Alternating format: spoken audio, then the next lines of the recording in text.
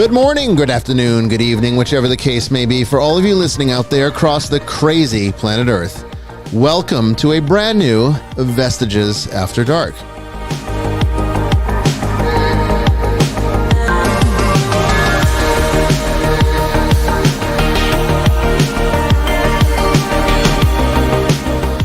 And I am your host, Bishop Bryan Willett, coming to you live from the deep woods of Western Georgia.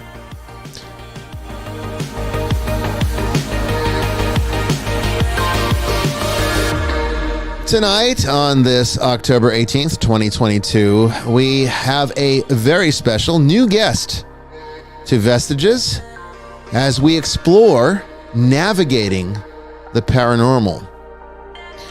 It's going to be a very unique and interesting ride, because our guest tonight is the daughter to one of our most serious cases that we've had in recent years. And she also has a very interesting career that she's built out of her own hard work. Real fascinating stuff, all related to the paranormal. You guys are going to love it. Don't go away.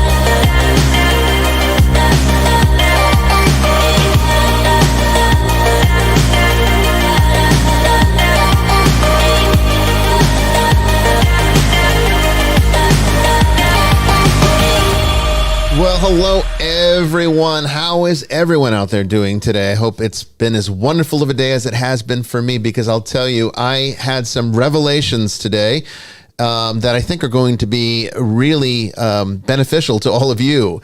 If you've been watching this season, since we've moved to the new location, you probably have noticed that our stream has been very troubled, to say the least.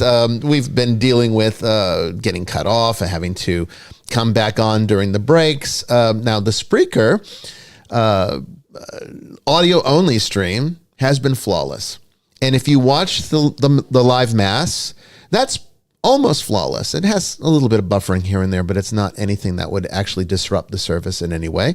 If you're one of my students, you know that when we do our click meetings, there's no issues there either, right? I mean, again, a little bit of buffering, but not really a serious issue.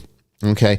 But for some reason, when we stream on Vestiges After Dark, then we run into problems. And it's only been since, I'd say since we started season 6, because even the summer specials were not having problems. And I've been really scratching my head trying to figure out what's going on there. And I wasn't sure. I thought, well, maybe it's the simulcaster. So tonight we're actually direct streaming to YouTube. We are not simulcasting. I put a link to our YouTube channel on Facebook. Jamie Wolf put it on her Twitter. And it's also on the Nicholean Network as well, so that you can click that link and come over and subscribe to our YouTube channel, hopefully, so that you'll always be able to at least connect to that one. And that's going to be part one of this test, to see if it was the simulcaster. But guess what happened? I was eating sushi at our favorite sushi restaurant, and our server, who actually was one of the guys that identified us from Ghost Adventures, they figured it out, and it became this big thing. So we're kind of like little minor celebrities at this restaurant now. They're just, it's funny that they noticed us, and so he watches this show, and he noticed that we were having some issues, and he mentioned to me to check some of the settings, because he also saw that I have an Alienware computer. It's all next generation technology, and he thinks that our simulcasting, I'm sorry, not the simulcasting, our streaming service is looking at the specifications of this computer and automatically setting everything to the highest end that it possibly can go. The thing is, YouTube can't handle that much. In fact, you can stream at 4K, but YouTube's not going to show you 4K. And that's a lot of data to do something like that. So what's really probably happening is that there's something, at least in his mind, that we have some setting that needs to be adjusted, and then hopefully it will work, which would explain why all the other services are not having any problem. It's just this one. Well, I went in and I did some research. I did a lot of research, and I'm not a broadcaster. I'm a bishop. I'm an exorcist, but broadcasting is just something that we ended up doing because of all of your interest in the work that I do and trying to, communicate with the community and everybody scattered around the world. So this is a great and fun way to do it. But I'm not a broadcaster, and I'm definitely not a streamer. I'm not a YouTuber. So I don't know those intricacies. I never studied them. Now I did. And I found that our server was correct. All of the settings were set to the highest level. So what was happening is that the streaming service was trying to send all this unnecessary data out, and it was crashing the stream.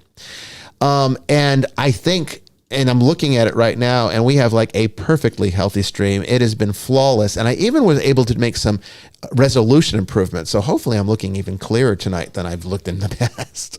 We'll find out. You guys will tell me, okay? And if it does crash, well, then we're going to have to look at other things. But I don't think it's going to. And I think we can actually go back to, if this works tonight, we're going back to simulcasting next week. And then we'll see if with these new settings, it solves the problem. But it looks like that's what it is, because right now I have not seen it this perfect. There's no drop frame rates, and we're streaming at 30 frames per second, not 60. It was trying to do 60. That's going to crash any stream. Our technology is not at the point yet where it can handle 60 frames per second, but this is what it was sending out to you. And I didn't realize that it was set to that because, I don't look for things like that. Okay, so here we go. We're going to make this work tonight, okay? You guys tell me how the stream looks. You guys tell me how it worked. And let's see if we can do a flawless show tonight, okay? Because we have a fantastic one. We got a great one. But before we get to it, I need to do questions and comments from the ether and also our liturgical libations. So let's start with liturgical libations. Tonight we have Jamie Wolf has been very generous in sharing her Dalmore 18-year-old. Slonge. It's a fantastic scotch. This is a really good one. If you are the kind of person that likes caramel and maybe vanilla, not a huge little bit of cinnamon. If you're not a huge whiskey person but you like rum, this is the one for you, because it obviously is whiskey. It tastes like whiskey. But it is a softer, more gentle variation. And I think it's a very approachable whiskey, and being 18 years of age or better, because as you know, the age statement on Scotch is the minimum age of the contents. There could be 25-year-old in there. There could be 30-year-old. I guarantee there is some quantity of that in there too. It's part of the blend.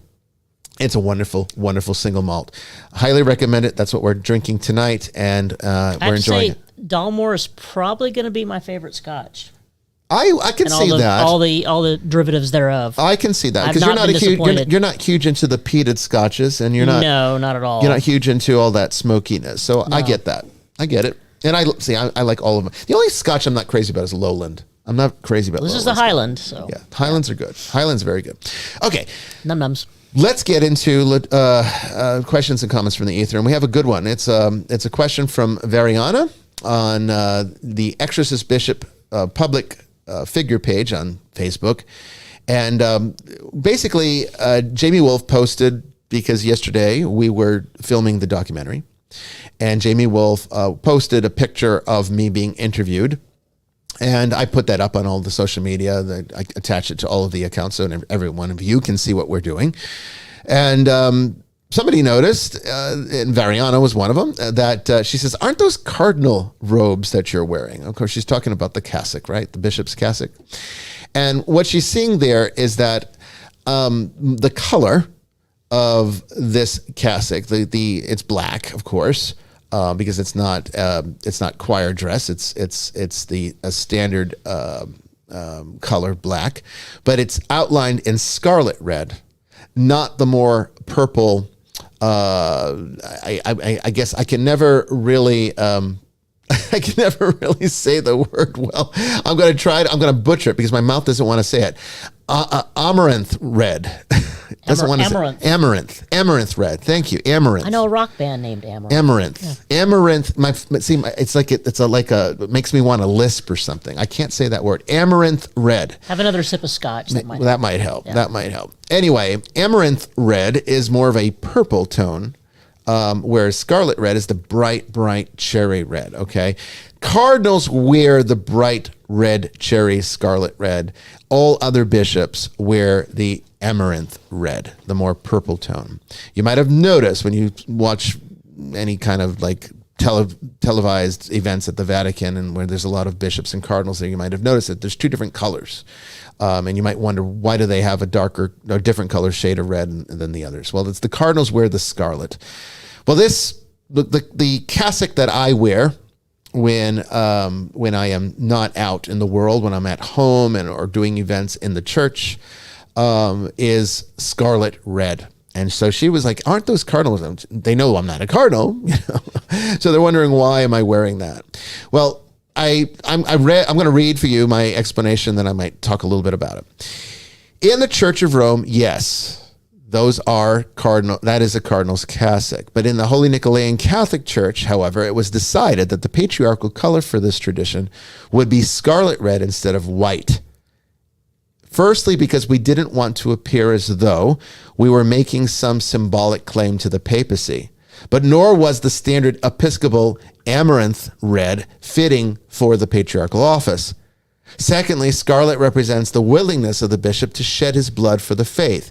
We feel this was the moderate choice between the three choices. So, as for those of you who know a lot about the Holy Nicholean Catholic tradition, it is its own tradition of Catholicism. It is an independent Catholic church. It is fully autocephalous. It is in union with the old Catholic Church through its communion with the Order of Exorcists, but it is still an autocephalous church. It's self-governing.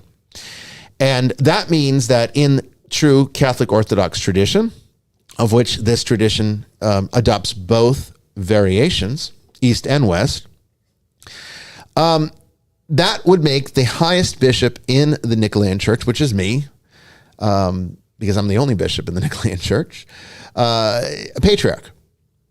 Now, a patriarch is the equivalent in the East to a pope in the West, because there's several churches in the East and only one church in the West. The Western Church refers to their patriarch as pope. The rest of the Christian Orthodox world refers to their leaders, their highest leader, as patriarch. The color white is the appropriate color for a patriarch. That's why the Pope wears white. But because the Western cassock is very distinctively Roman, and the Eastern cassocks are more generic in form, it would very much look like I'm dressing like the Pope if I wore white. Because if you take my cassock and just make it all white, it's basically what the Pope wears. Dear God, we get enough grief. And we get enough grief. And so if I were to go around in patriarchal colors, people would then accuse me of claiming the papacy or saying that I'm the real Pope, or even though I'm not. But wearing that would make people think that. And we certainly didn't want to project that, because that is not at all our intention whatsoever.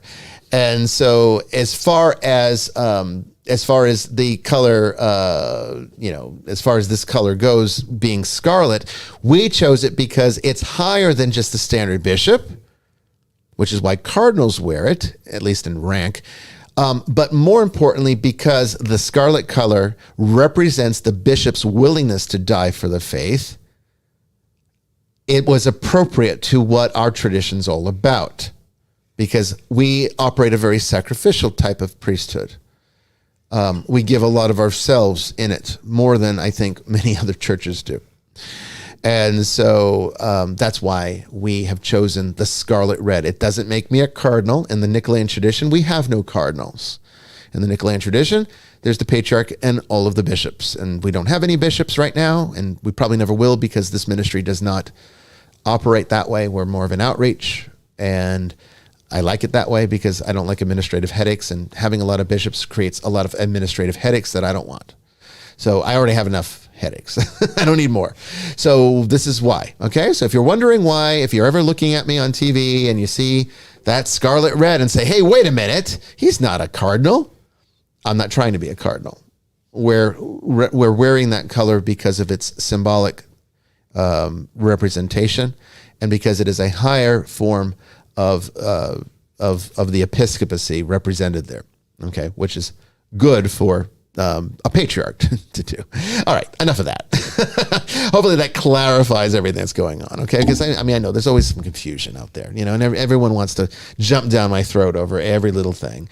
And, well, now you can't. I'm sure we'll still get shit for that. Of course we will. Yeah. Well, we get shit for everything. Yeah. We get shit for existing. I mean, I guess we're supposed to just pretend that we don't exist. Pile it on, people. Pile it on. Yeah, I'm telling you. I don't know. Anyway, this will resolve. We got a great show, okay? And let's get started with it. So we got a brand new guest, and I'm very excited about this because it was something that occurred to me a while back. This was, I guess, an inspiration. And Jamie Wolf maintains, or at least tries to maintain, continuous conversation with a lot of our past cases and clients so that we can always kind of check up on them, make sure they're okay. That's important to us, and a lot of times we don't get that information. So reaching out with someone that's willing to reach back and tell us what's going on, it's a wonderful thing when it happens. And then Jamie was telling me about our guest tonight and some of the things that she's been up to, and I thought, my goodness, ask her if she wants to be a guest on the show, because there's so much that we could talk about here tonight, and I'm very excited about it. So our guest is fantastic.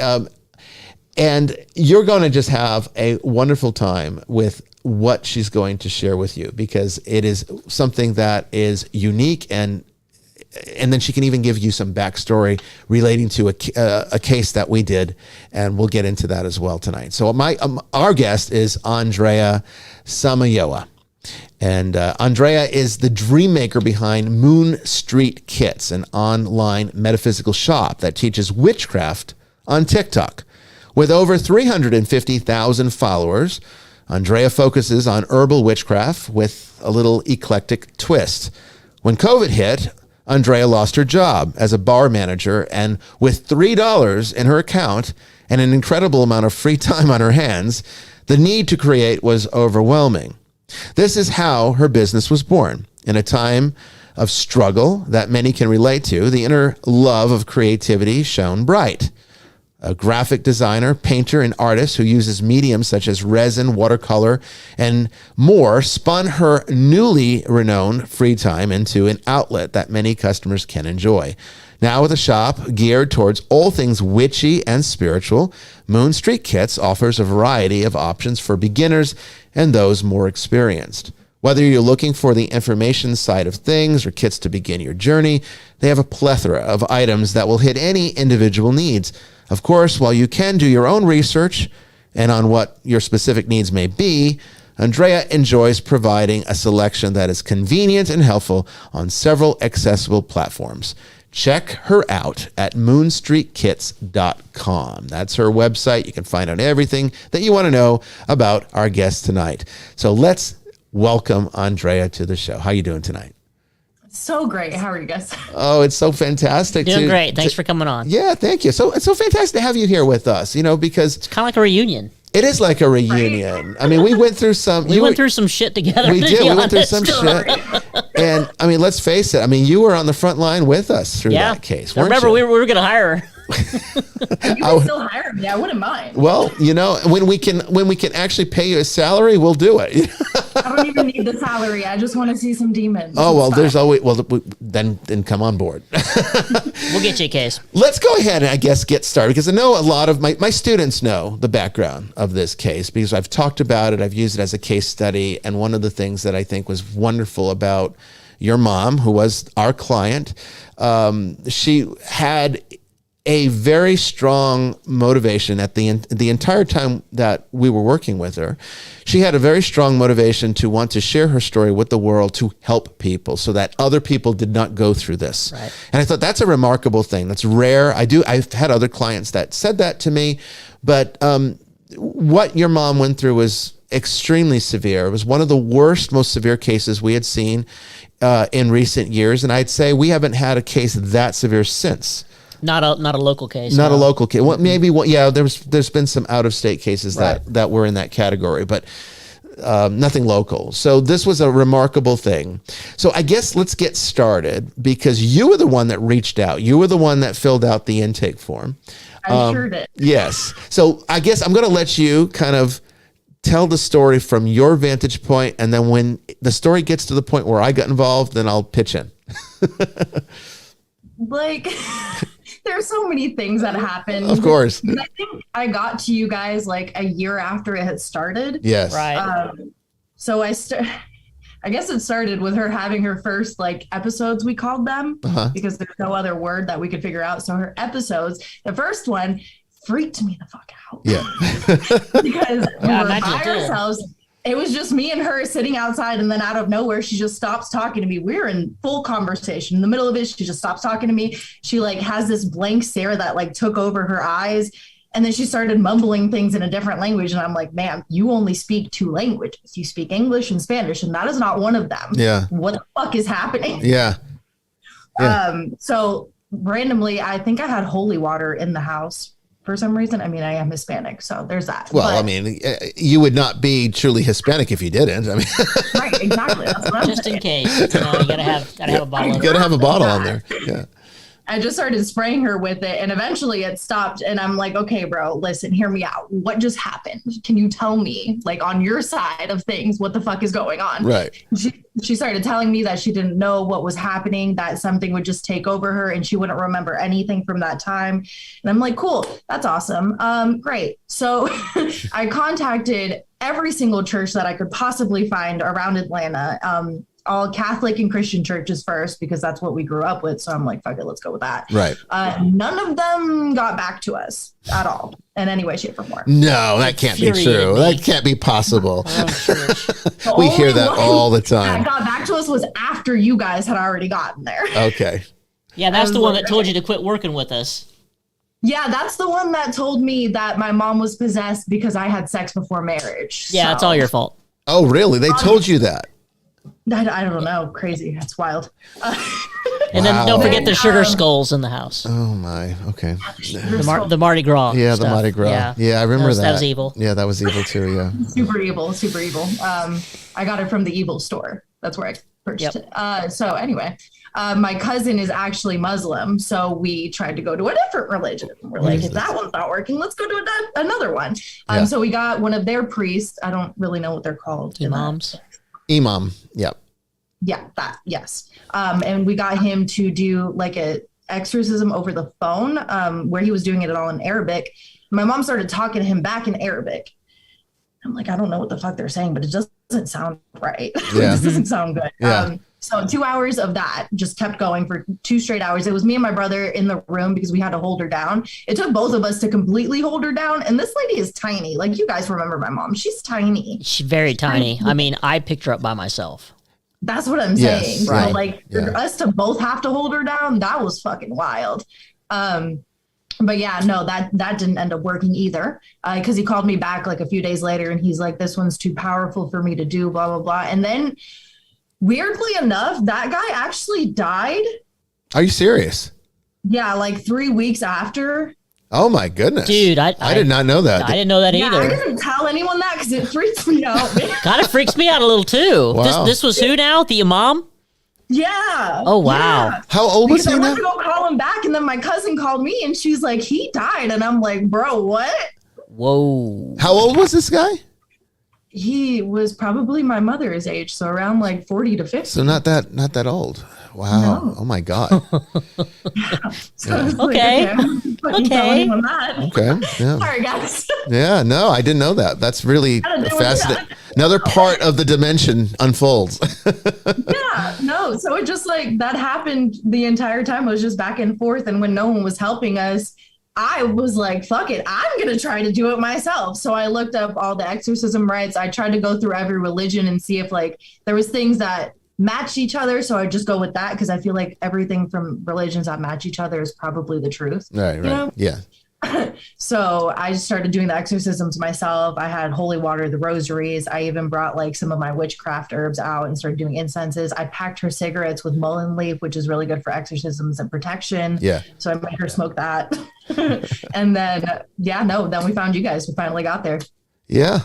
So I remember the first, I guess the interview, because essentially what happens is we do the pre-assessment. For those that are unfamiliar, we do a pre-assessment usually over the phone, where we just sort of ask some basic questions and we kind of get some clarification on what the intake form involves.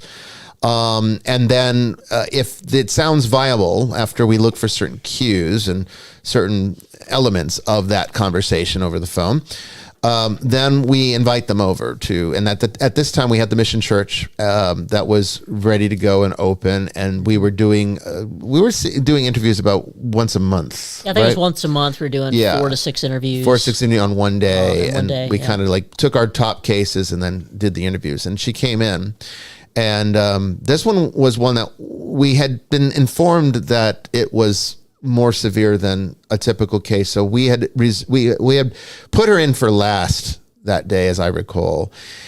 And that way we'd have more time. And she was perfectly fine through that interview. I remember that there was nothing that was strange, and I didn't see anything that was of concern.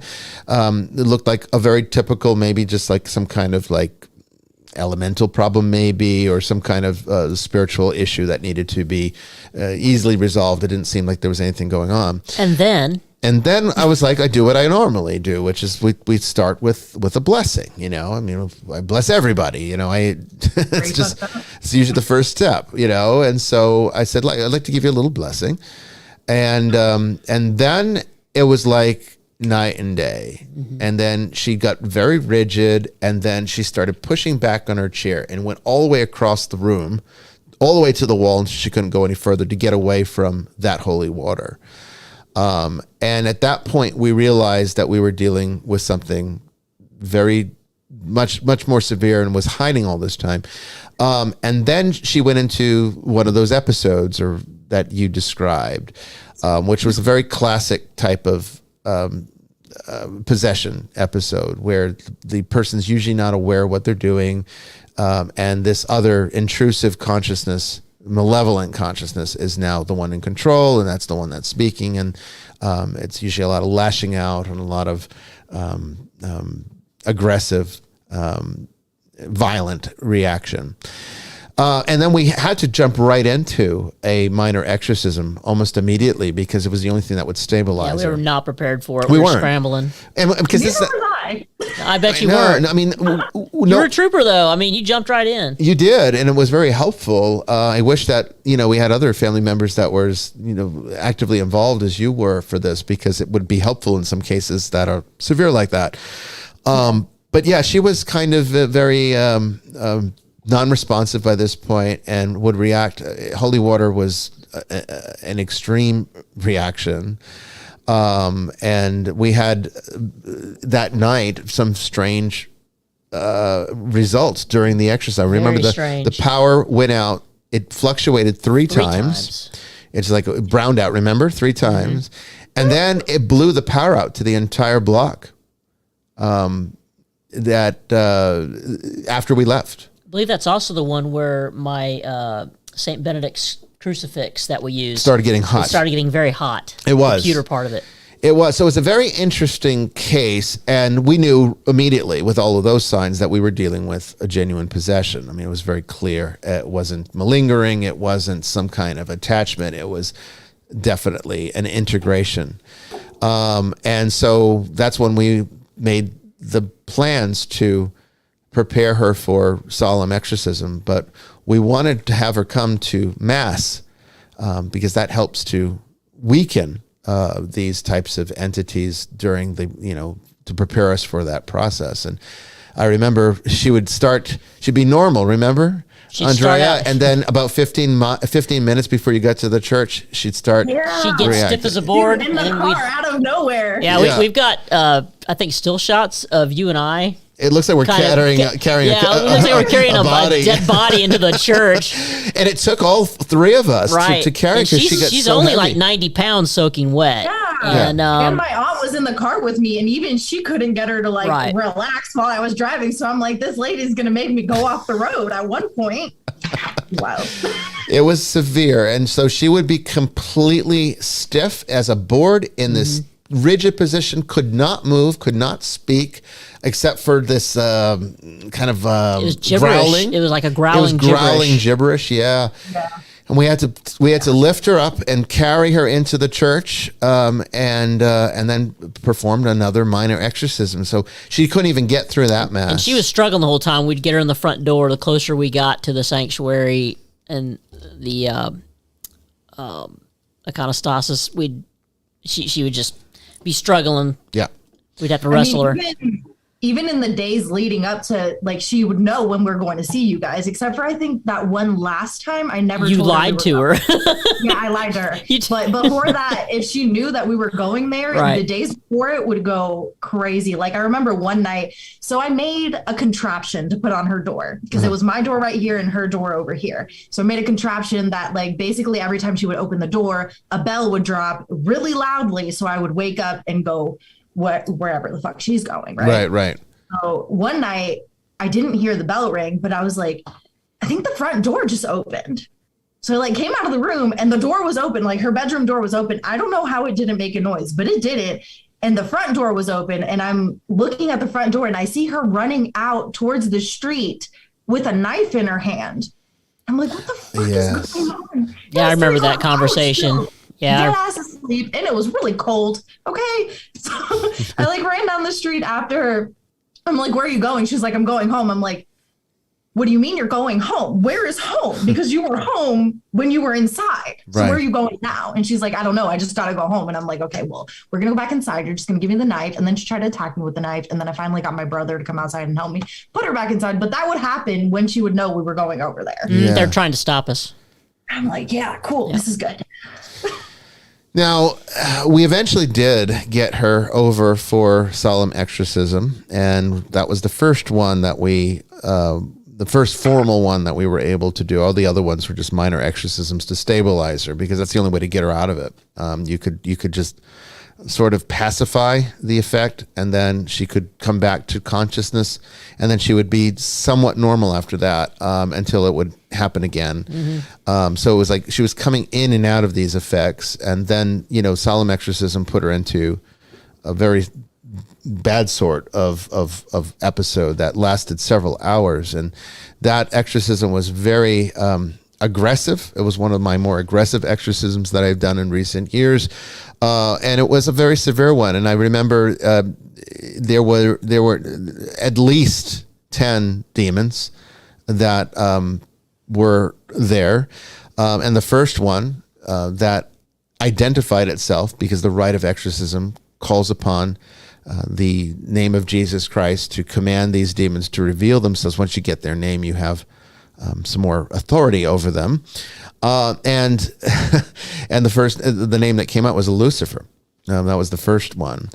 There were some other names, but she would be growling them. So it was very hard to make out exactly what all the other names were, but Lucifer came out as clear as day.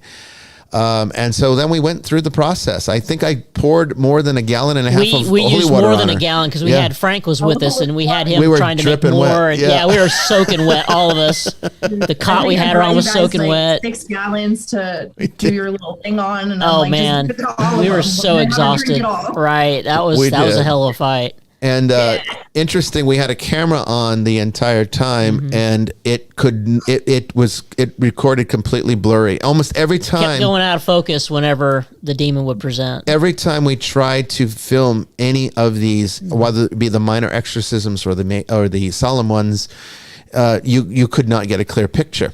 It never would come out. Even if you had somebody there holding the camera, it wasn't coming out, because we had Sister Kateri back then, and We also had that independent filmmaker that was with us for that. I don't think he could get it. The father and son. But was he? He was. You had the paramedic too. We had a Yeah, paramedic. we had a paramedic, yeah, John. Yeah, John was there Right. because we wanted to make sure that somebody could monitor her vitals, because, people can have medical issues during these things. So you want to make sure that you've covered all the bases. It can be a very stressful experience for the victim. So I guess the next thing is, tell us what happened, as to the best of your memory, Andrea. What happened after that? Because she was fairly normal. She was able to be interviewed after that exorcism. I remember the journalist was there, and he talked to her. He interviewed her for a while. She was perfectly cognizant. What happened after that? I mean, she was fine for a few days. I think it was almost like 5 or 6 days. It was completely normal. I was like, thank God it's over. Yeah. We did it. Right. And then I'm like, fuck. Yeah. Then it came back. Yeah. But in between that time, I think it was before we went back to do another exorcism or anything, we took her to the hospital. Mm-hmm. So we called the ambulance because she was having an episode, and my brother isn't very spiritual, to say. It doesn't hurt to go to the hospital anyway. Is that the medical you had a medical doctor, right, in your family? Is that he was in training, I believe, wasn't he? Yeah, is that the one you're talking about? Doctor in the family, but Yeah. they suggested, my brother and all of them suggested that we take her to the hospital. Okay. And I was like, cool, how about we do this? How about we just wait for one of her episodes and then we'll call it in. So they'll like Baker Act her, you know? Right. And then she'll be there for 3 days. Then she can actually see if it's that or if it's something else. right? First of all, the ambulance man didn't believe anything I don't know why the fuck we told him in the first place, because now that I think about it, we probably sounded insane. Well, medics see some pretty crazy stuff, so he probably just didn't want to deal with it. He didn't believe us at all, and he thought my mom was like making the whole thing up. So the entire ambulance ride, he was apparently making fun of her and everything. Oh and my God. What? Yeah, that was a whole different story. I almost filed a lawsuit, but then I couldn't because everything else was happening and it was just too much for me to handle at once. Yeah. But yeah, that was the thing. So they kept her there for 3 days. They said she was fine. Medically, she is all clear. Mm-hmm. Yeah, that's the thing that we every time, everything that we had, all the medical reports, she was in perfect health. No, I don't know. But yeah. So I know that, typically things of that severity do not, and I believe I told you all this several times during the course of the case. These do not typically, they can, but it's very rare for the first solemn exorcism to do the trick. It usually takes several solemn exorcisms before you finally get the upper hand. And then we made an effort to get a second date, and then she went back. Did she go back home, back to Venezuela? Yes, she did. Okay, so that's why we lost contact. Okay. Right. So after the last exorcism and we Baker acted her, it was a lot for me to handle at once because it was a whole 3 years of this. Yeah. It wasn't like it was a little bit of time. No, it was 3 years of just constant me being hyper vigilant of her all the time. It was affecting your life. Yeah. My brother was there for like 3 months, and then my aunt was there, but she would come like once a week maybe. So I was the only one there all the time. So I was starting to go into like a little bit of a depression. Yeah. And then my uncle, who lives in Venezuela, he overruled me, I guess, and then brought her over there. And they apparently did an exorcism with one of the priests over there, but now no one will go back to her house. Really? Really? Yeah. Yeah, because they got it out of my mother. But apparently my grandmother is also dying right now. Oh, okay. I'm sorry. It's fine. She's really old. Okay. It happens. Yeah, But it does. I think I very highly think that it switched from my mother to my grandmother because my mother dying, like, just had a stroke one day, and that was everything. That was what happened. And now she's like telling my mom that she sees spirits and someone's trying to take her away, and then she can't go and she starts crying, and then there's people in the corner, they're talking to her, and she said that she wants to go see the devil, and I'm like, ma'am, maybe don't do that. No, let's not ask. Not a good idea. So your mom though is doing better. I mean, she's like fine now. Yeah. So my mom was kind of like a medium psychic spiritual human for a little bit there. So I guess what she told me is that she closed that part of herself off completely. Mm-hmm. So not even just keeping out the bad, she also keeps out the good too. Oh, okay. So I think that's what happened that stopped it, or made it like jump to a different person. I mean, it can, particularly if it's the kind of demonic force that's looking for, feeds off of vulnerabilities. I mean, then they're going to go to the weakest link. Typically, if somebody has any kind of vulnerability, that's going to be the one that's at risk. Right. So it's possible. I mean, it's hard to know, because all that's, it's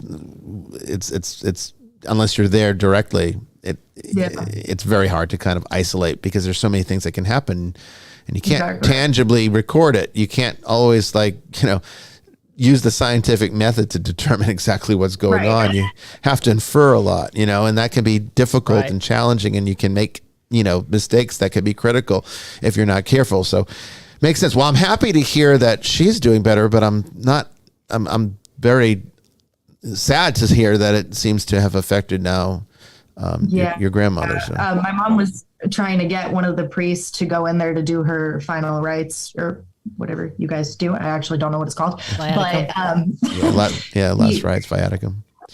Sure, yes. They apparently got to the doorstep and then said no and ran the other way. Wow. So I don't know what they saw, but I was like, Mom, maybe you should put some holy water, maybe some black salt. I had a little bit more faith in the Venezuelan priests. I have a little bit more faith in the Catholic Church in general, and that was a stupid idea on my part. That's a whole sore subject.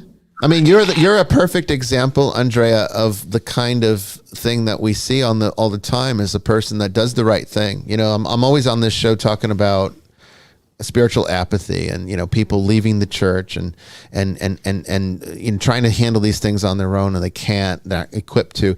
You did everything right. You called the church, and then you try every church, but I mean, you called the Catholic Church and they would not help you, and then you found us, and we were able to do as much as we could, but it's like there's only so much that one person in one church can do, or two people in one church can do. When you have, the entire church should be doing this. We're tired of taking on the work that they're not doing. I think they're just giant babies, honestly. Yeah. I mean, what kind of priest goes in for last rites and gets frightened by something they see and runs away? I mean, what kind of priest runs away from a demon? That infuriates me. That's not. I mean, that doesn't even make sense. I'm a priest, and I wouldn't run away from a demon. I know you would have. I would have. Yeah, I would have walked in there too, done what I could. That's just wow. That's. I mean, if we were out in the country, I would have gone over there already, but I can't. So. Yeah, I got you. So did she ever, I mean, I remember we were trying to get to the heart of what was the causation, because that's an important part of the resolution too, is to know exactly how it got started. And she felt very strongly that it was her ex-husband that had put a curse on her. Is that correct? Am I remembering correctly? Correct. We still have not found the source. But do you think that that's what it was, that somebody, some kind of sorcerer, maybe... so we do think that it was a person that has some sort of either a hex or a jinx or a curse, something like that. Like someone hired a bruja to do now it? We just don't know. Yeah, we don't know the person, because now we found out that her next door neighbor apparently is this fucking weird ass bruja, and she killed her father, and my mother was there. What? I just found this out. I promise. This is girl. Oh my God. What? This is new information. Careful, let's not put a target on your back. Yeah, my goodness. You deserve this. I didn't even ask to be born. Anyway, she apparently witnessed that, and so it got out somehow. And the lady thought my mom was the one that told everyone. So she tried throwing a bunch of curses at us. And when I say us, it was me, my mom, and my uncle, because the three of us are the only ones that really deal with spiritual in this part of the world. Yes. Yeah. So she started throwing hexes at us, and I'm like, well, if she can do that, I'm pretty sure literally anyone can. Yeah. Well, they can. I mean, that's true. It doesn't take much to actually do that. Really just basically ill intent is a curse in and of itself.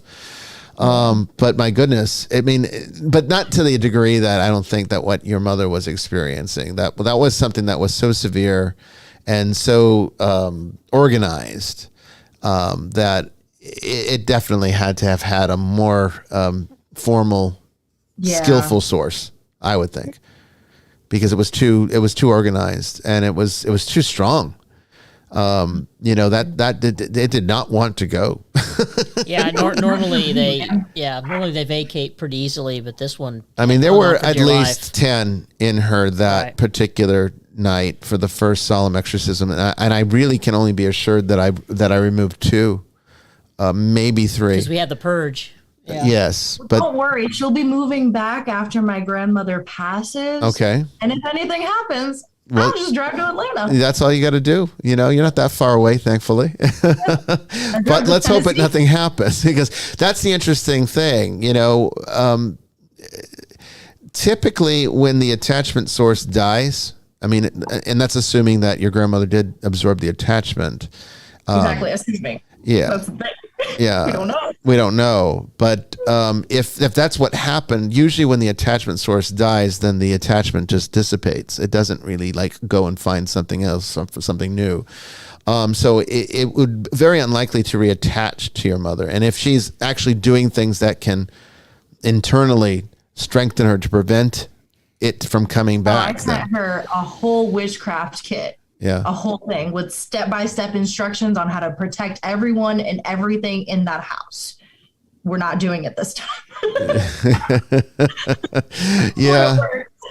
And see, that's the thing. I mean, I guess, in South and Central America, I guess anything south of the border, spirituality is very different than it is north of the border, as you know. It's taken far more seriously. People tend to be more spiritual. They're more in tune, and they're more aware, and they're also more familiar with these kinds of things. Then you have the fusion of more of the folk traditions that get sort of mixed in with Catholicism and ritual, and that creates a mix and more expanded understanding of these things. So it's really kind of disconcerting to hear that a Venezuelan priest was running from a demon. Yeah, I definitely had more faith in them than our Western priests. But the Catholic Church told him to stand down. Did he? That's what he said. So his authority above him told. Oh wow! You know he what? said. They see. I mean, he was just a priest, right? So he would have to answer to his bishop. He wouldn't be able to. Exactly. That's what I'm saying. So. Yeah. And the bishops usually are clueless. Sometimes it's better to ask for forgiveness than it is permission. Literally? I'm just saying. Yeah. I'm just saying. Well, you know what you do when you get punished in the Roman Catholic Church as a cleric, right? You know what happens to you. No. They send you away to a monastery, never to be seen again. Oh, sounds like the mafia. It's kind of like that. Yeah. Hello.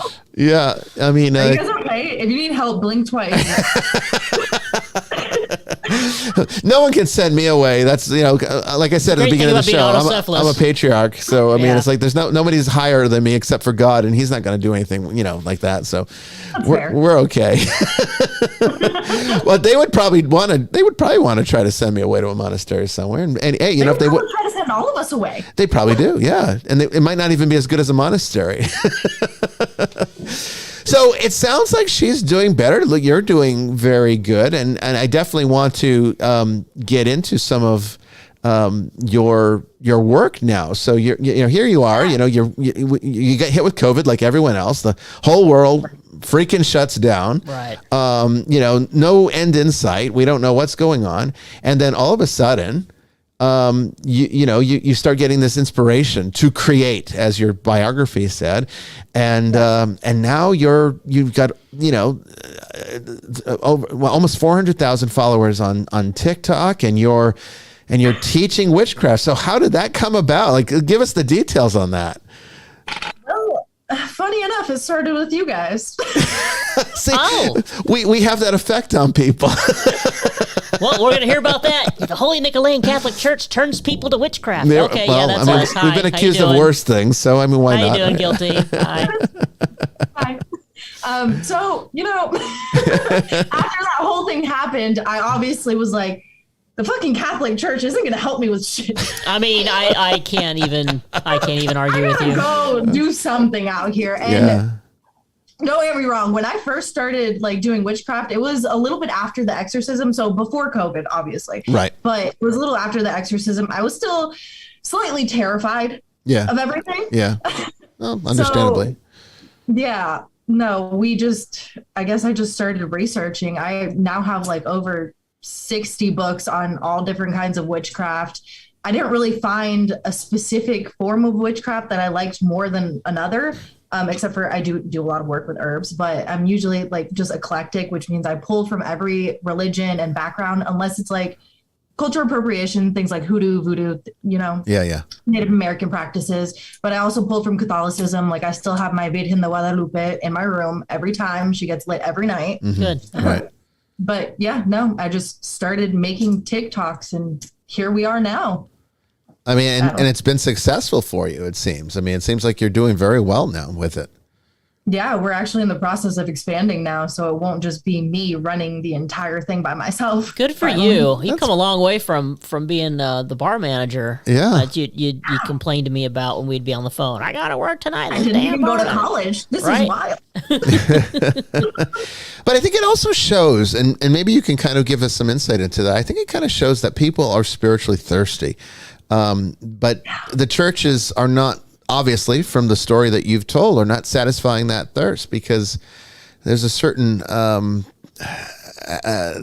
behavior or demeanor that is turning people off. So what have you seen in the people that you've talked to? Are you getting a lot of former Catholics coming to you, or how what would you say your population of followers is made up of? I'm going to say like 80% of them are former Catholics or Christians. I figured that would be true. Yeah, like a high number. Most of the people that are on the witchy side of the fence that I know, almost all of them were brought up Catholic. Yeah.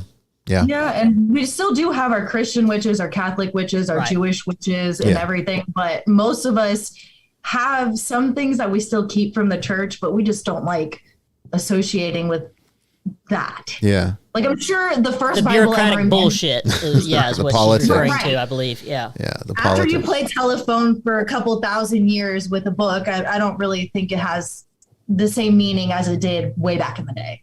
You know? Right. Well, I mean, you have even outside of that, you have issues with just people in natural degradation of conversation or the relaying information, like the telephone game, as you said.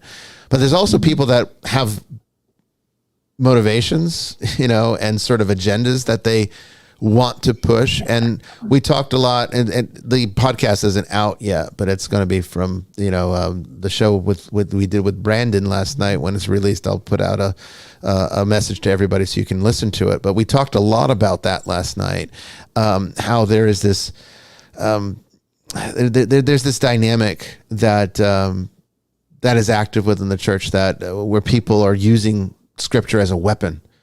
Right, exactly. And not very Christ-like. Not Christ-like, not at all. And it does harm, as we're seeing, because now people are leaving, but they're trying to get satisfied in different ways.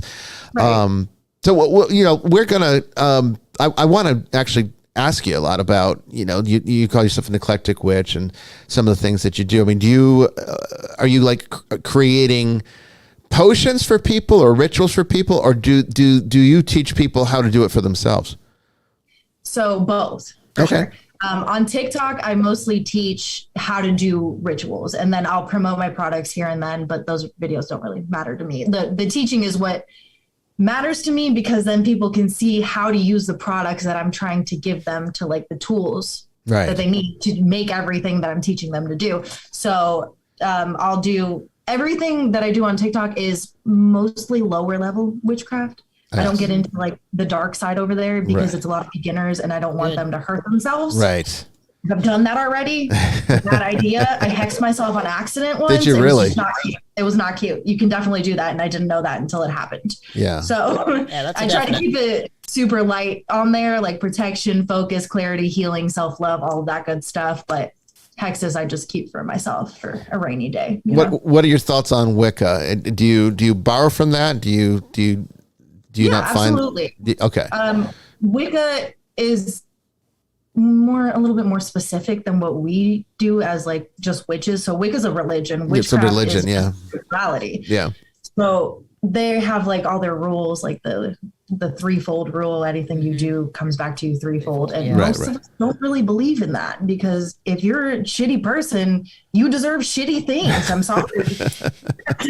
Karma does play a role, but there's also tricks, and you probably know some of them if you study this extensively, that there's ways to bypass that rule of three if you really know what you're doing.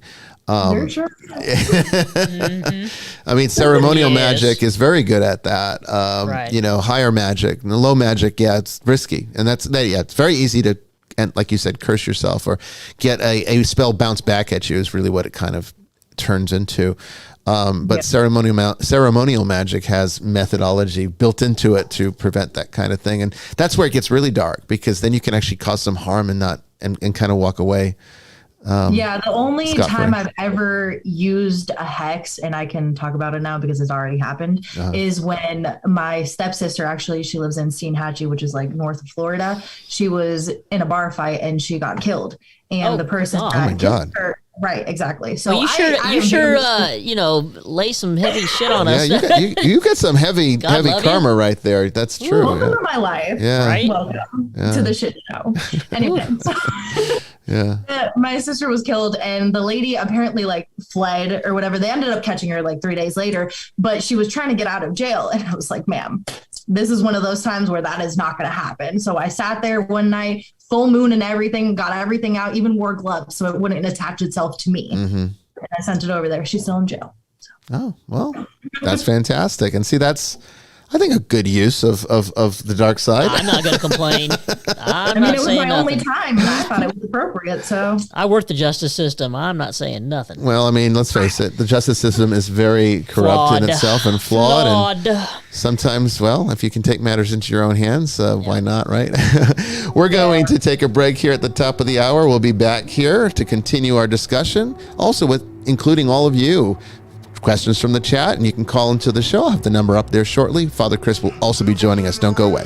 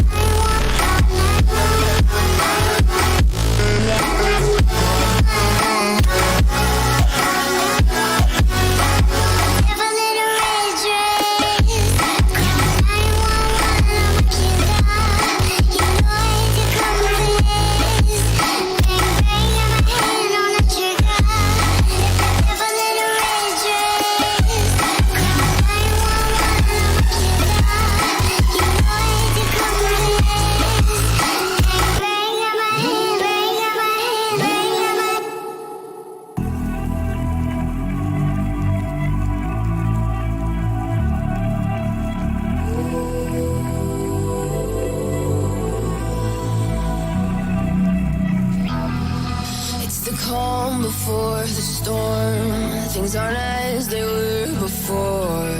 You best start bracing.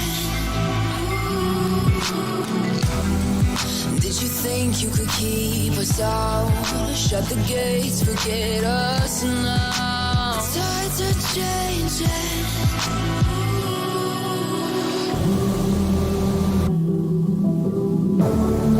Can you hear the sound? Can't stop us now. We're not back in town, know what we're doing. Things are about to change, it's evolution. Voices shake the ground, you feel it moving. We're the revolution. Can you hear the sound?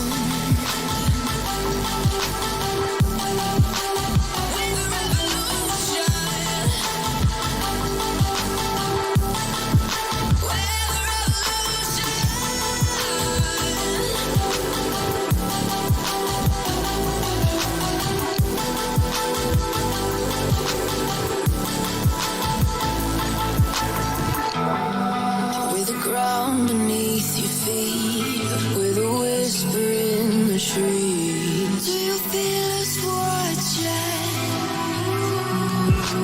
Hunger in our eyes, victories on our minds. It's our time to rise.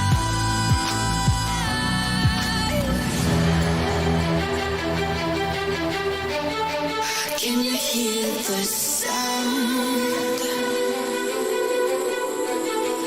Can't stop us now. We're not back in town, know what we're doing. Things are about to change, it's evolution. Voices shake the ground, you feel it moving. We're the revolution. Can you hear the sound? We're the revolution.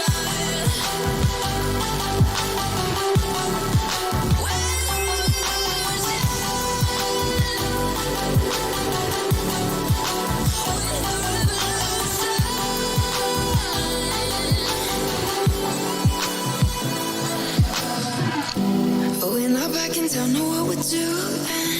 Things are about to change, it's evolution. Voices shake the ground, you feel it moving. We're the revolution.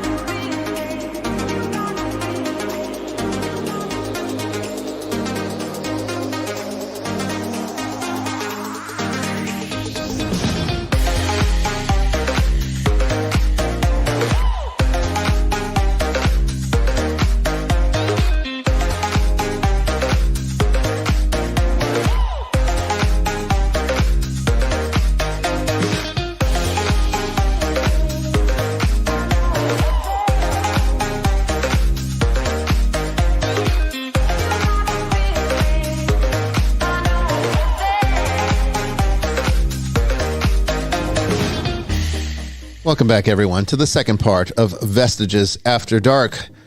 We are talking with Andrea about her work now. I mean, we started with her story about her mother and what it's like to deal with actual demonic possession. Now we're talking about the work that she does and how she implements this spiritual experience into a career path, and how she's created an entire world for herself through this. It's a remarkable story, such a wonderful story. And we're going to now take your questions. So we want to hear from you. Call into the show, 347-514-7180. That's 347-514-7150. I'm sorry. 347-514-7150. I need to get my eyes checked. Enter PIN number 3768923 to get into the queue. We'll be right back in just a moment. Don't go anywhere.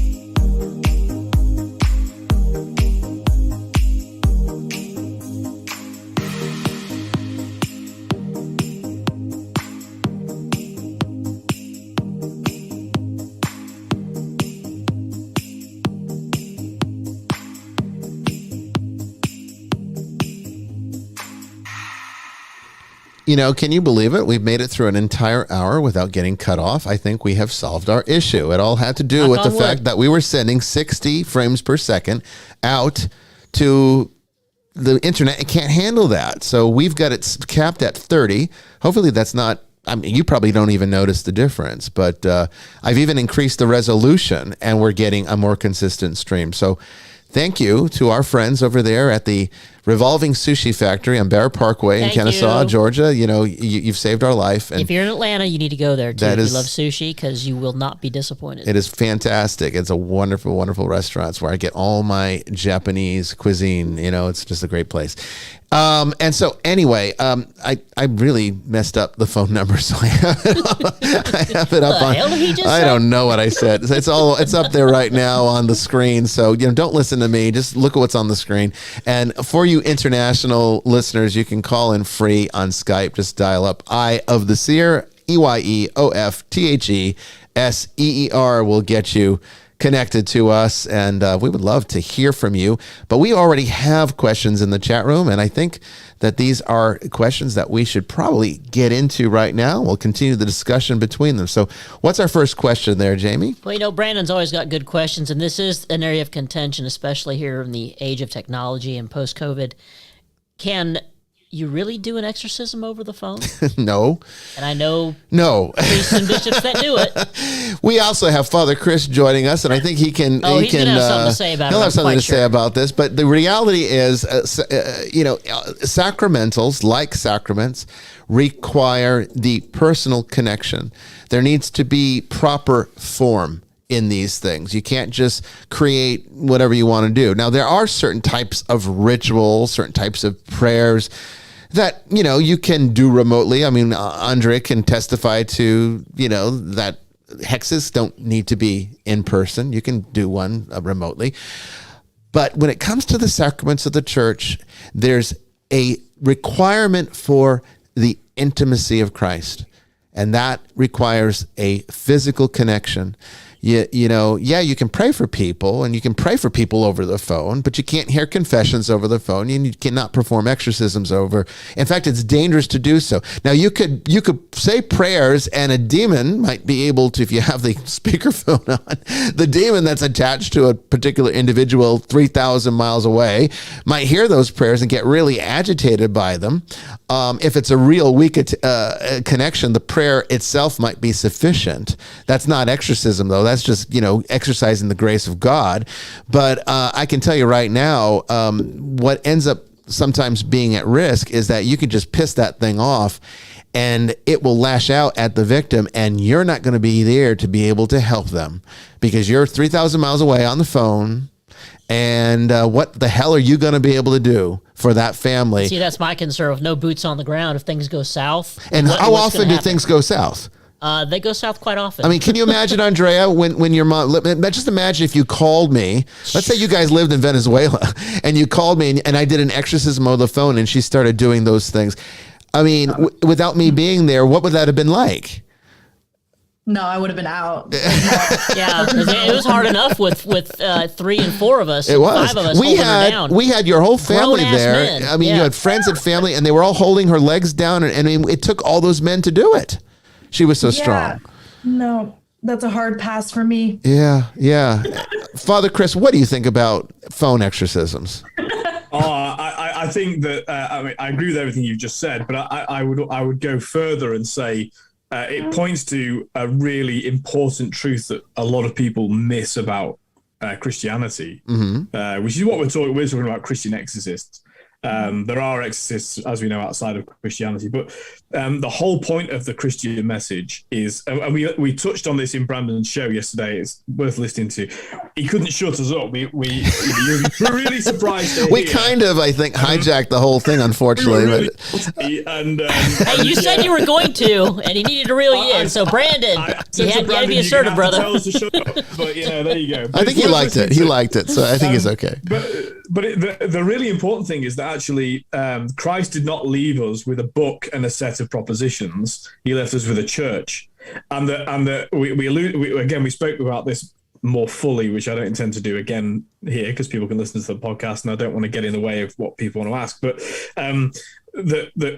But Christ ordained it that we would have to be dependent on one another. Now, you get this reflected in St. Paul's letters that we have different gifts, right? You know, for some the gift of prophecy, for some the gift of healing. The whole point is that Christianity is not about being self-sufficient. It's not about being able to sit at home with the Bible or with a book. Obviously, there are Christians in prison, and of course they're fully Christians, but they're still part of the church. You know, but the point is that actually Christianity is a communal religion. We're saved because we're part of the community of faith. You know, the church is the ark, you know, in which we're saved from the flood. So it's not only that it presents practical problems of the ones you've described, which might make things worse. It's not the essence of the Christian faith. We have to be up close and personal, that actually touch and all of the senses are engaged in what it means to be authentically the church together. Well, yeah, and as human beings too, we crave physical touch. We're touchy-feely creatures. So well, when it comes to the demons, of course, right, because they are spirit without a body. They're jealous of our bodies, and that's why they want to possess them. Exactly. You know, and so there's actually something deeply human, created in the likeness and image of God, but being mortal beings, having flesh, that is so important about but also battle with demonic. I don't mean to interrupt, but also I felt it in cases we've done when someone comes out of the trance or the possession, and you have your hands on them and you're looking them in the eye and you're saying, "Hey, I'm here. Are you okay?" It gives them something to focus on and gives them comfort, knowing that I've got someone who's got my back right now. I've got someone that's holding on to me. And they're helping me, and there's that comfort level that you just can't do over the damn phone. Well, and that is why Christ left us a church, because he knew that mortal men needed mortal men. Right. You know, like that's why he gave that. The grace of forgiveness is from Christ, right? It's by the power of the Spirit, but it's given to men to tell other men to say, and I use the word men generically, of course. Because we need to hear it from other men. Judging by some of these priests I'm hearing about, we got a shortage of men. Yeah, I mean, Father, were you able to hear the first part of the show? I don't know if you were. Do you know what? Well, I heard the part where you talked about your cassock, and I know these things can be confusing for people, so I'm going to confuse them even more and show them my summer cassock. Oh, so you're going full on papacy now, right? Well, there it is. There's the segue into heresy for us. But it's the colours of the buttons that matter. You got the red. So, the red changes everything. Yeah. If I had white buttons, then then you'd be in real trouble. Yeah. Then I'd be in big trouble. So, but just to confuse everybody, and also mine's pipe because I'm an Episcopal vicar and vicar general. Yeah. So different traditions have different ways of I generally wear this. This is an Eastern cassock. Yes. And I wear it because it's just easier. They're actually more comfortable than the Western ones. They are, because they wear them all the time, and most Eastern bishops all Eastern bishops are monks. Yeah. So they generally wear a black cassock anyway, they do. Monastic cassock. So just to thoroughly confuse everybody. So I heard that bit, and then I heard the start, Andrea, of your talk, and then I had to go in between. The reason I'm late, by the way, is because of the government, because it always is the government's fault. The government.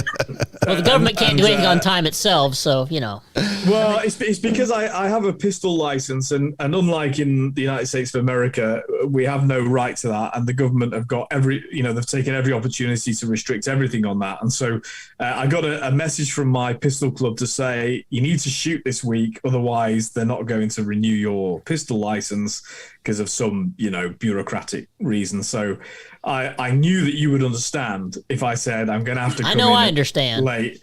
Yeah, I have to come in late because I'm not losing that. No, I understand that. So that makes sense. So I didn't hear the full story, but I do know something of Andrea's story already, or certainly about your mum. And then obviously I came in when you saw me. Well, one of the things that she expressed, and she can give you, answer any questions you might have about it, but she was talking about how she made every effort to contact the Roman Catholic Church out here. They absolutely refused to help her out here. When her mom went back to Venezuela, there was a priest that was helpful, but eventually they saw something, and instead of it freaked them out, and they refused to ever go back to the house. And apparently now their ordinary, their bishop, I would imagine, has told them not to return. So this is very disconcerting. It just doesn't compute to me. I'm not even clergy anymore, and I'm like, let's go. Yeah. I mean, look, let's be generous and say that in the USA, as in Australia, I'm not picking on America. I'm very pro-America. But You're the only one. No.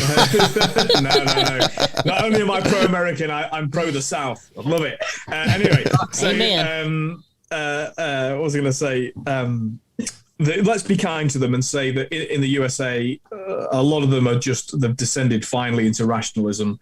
It's always been the risk of the Western Church is to descend into mere rationalism. Yeah, there's nothing wrong with being rational, right? Everything has its limits. Being rationalist entirely, I like to think of myself as a Thomist. I like Aquinas, but you can go too far down that rational track. And I think in the USA that's what's happened. And so let's be kind and say they don't really believe it. They think that it's all just a figment of your imagination. And so they're ill-prepared to deal with it. I'm not surprised that in Venezuela you at least got a response, because I think in South America, because in America the Catholicism came from Ireland.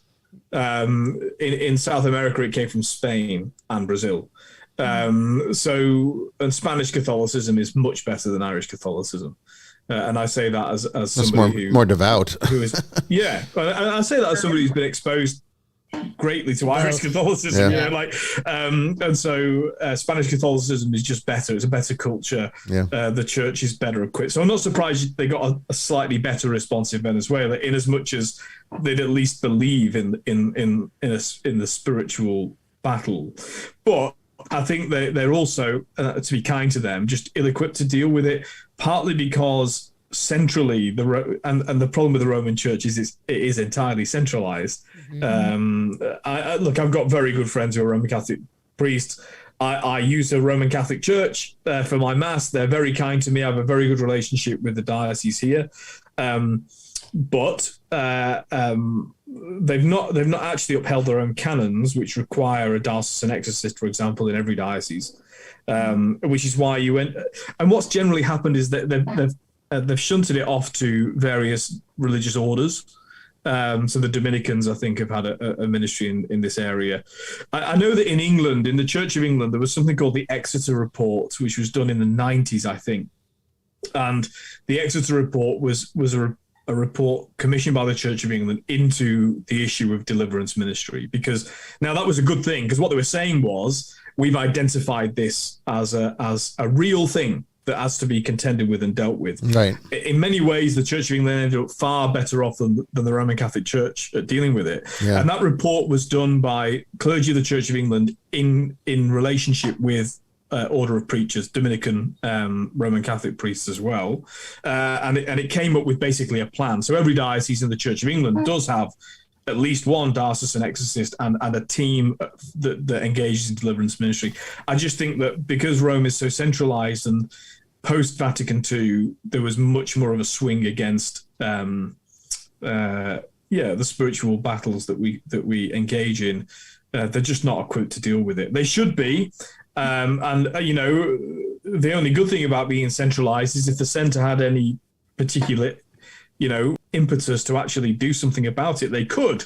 But despite Father Amorth's, Gabriel Amorth's heroic ministry, and it did a lot to, re-educate, maybe, again, I'm going to be kind, because I think it's always best to assume the best. Hopefully the fruits of that ministry it just takes a few years to kick in, Mm-hmm. It's only back in, 2006, he called the first gathering of, here's how to be an exorcist, and that was the first one in probably hundreds of years, because it hadn't needed to be done before, because it was done in that mentorship role, which Bishop Bryan knows about. Which is the best way, by the way. I mean, everyone's like, did you go to the Vatican training? Did you have the Vatican training? It's like, I don't want the Vatican training. Right. You don't want me to have the down. Vatican training.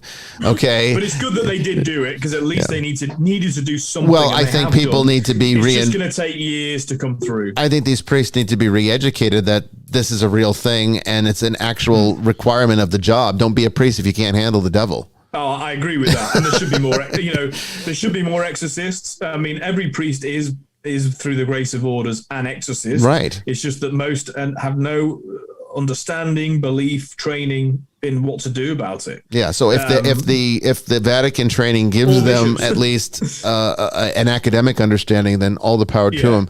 But hopefully it'll come through. But of course, in the meantime, there's loads of people like your mum who can't wait. Right. Yeah. That's true.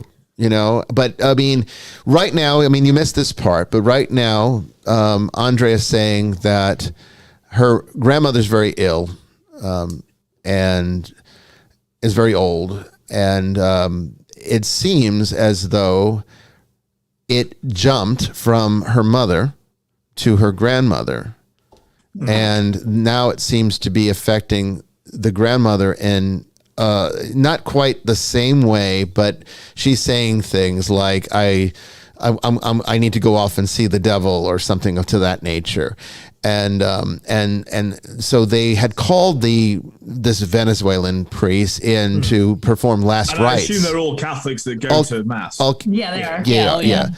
Oh yeah, Anna's she was like going daily at wasn't she? I believe you. Yeah. I think not anymore. I was only saying that in as much as to let the viewers know that because normally the first tip is, well, you've got to be at church and have a relationship with the church. Yes. So I'm saying that step's already. I think that's already there. For sure. I think the CCD and everything. I went through everything all at once. I got all the Catholic everything in me. Yeah. You know it well at this point, but the concern is that it's now with the grandmother, no longer affecting her mom, and so it's interesting. Or it might still be with both.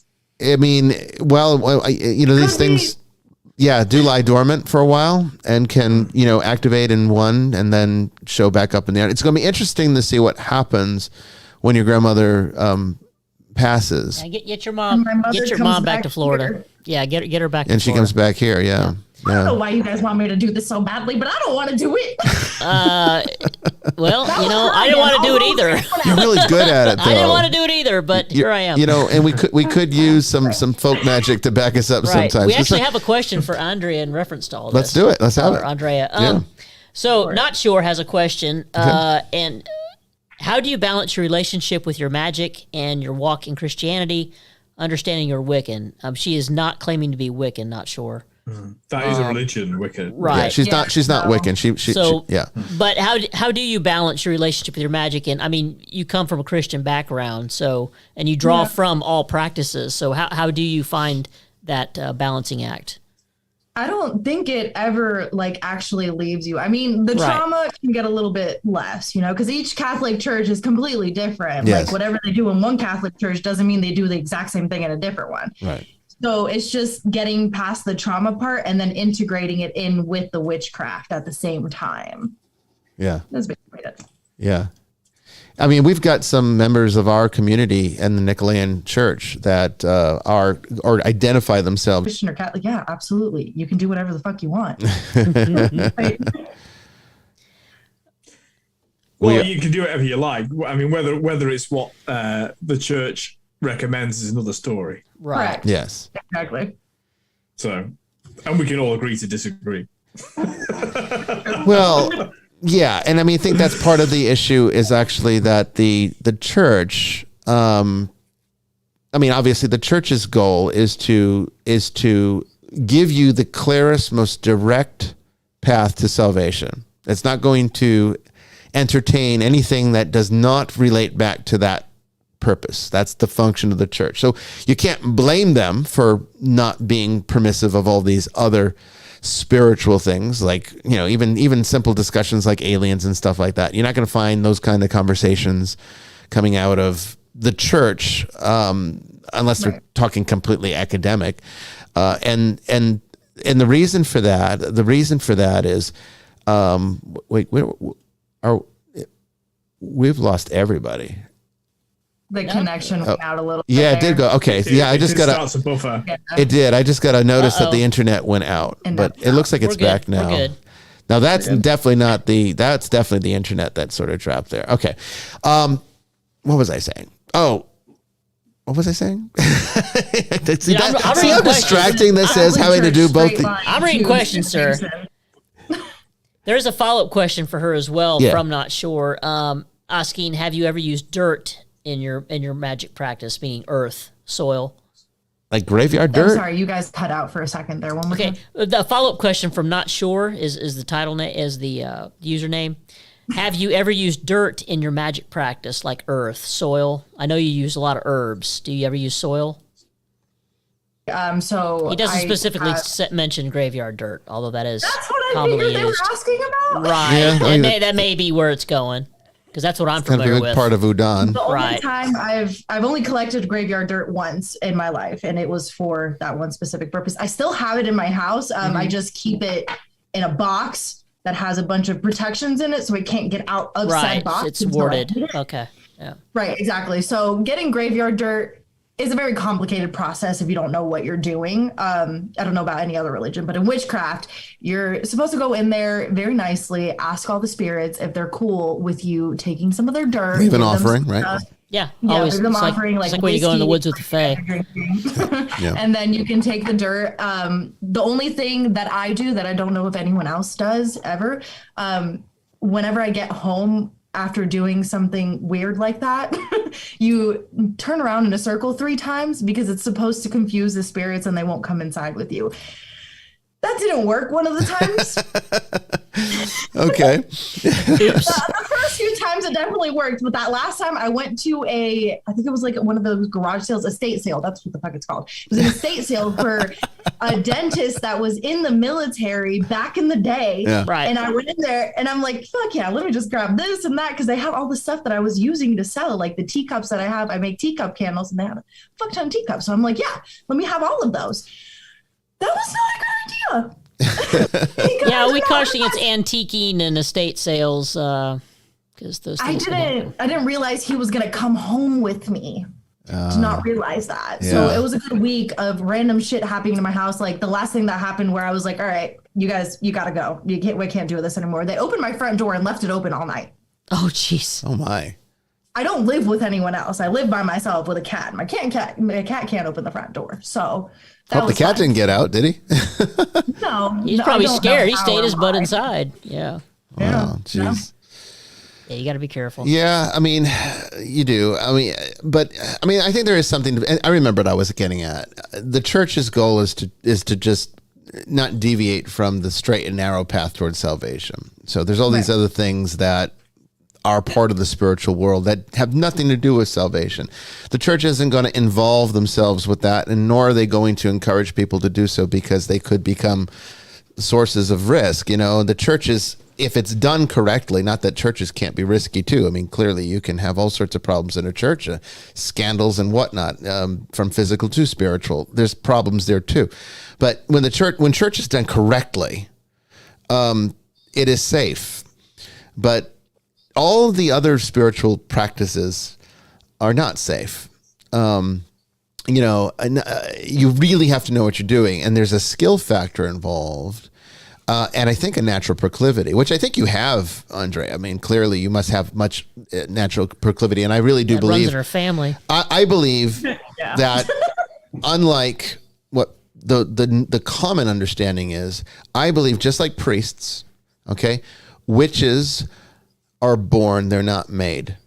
I disagree that we make priests. Right. But also witches can be, so witches in general, let's think of witches in general as like the Catholic Church, the people that go into church to sit there and listen to the priest talk. Right. The ones that I think you're talking about, like the witches that are born that way, are probably more of like teachers or high priestesses and stuff like that. Not just like normal witches, because anyone can be a witch. If you want to be a witch, you go for it. Well, and I think anyone can perform witchcraft, but I'm not sure I would say that a person who performs witchcraft makes them a witch. I think a witch is more of a way of life than it is just a person that practices. But not I think what you're talking about is, as a witch. Yeah, I think it's more like a practitioner is what you're referring to. So you're probably teaching people to be practitioners, but witchcraft is like a lifestyle. I'm not talking religion like Wicca. I'm saying just a way of life. Would you say that's true? Yeah, for sure. Yeah. I'm everything. It's everywhere. But it's interesting that you don't, and maybe it's that fusion that you see with Voodoo and Santeria. You see these where they're in South America, Central America, throughout the Caribbean, you don't see the conflict between these folk practices and the church or one's Christianity. That's because they didn't have a load of Puritans telling them what to do. Christianity.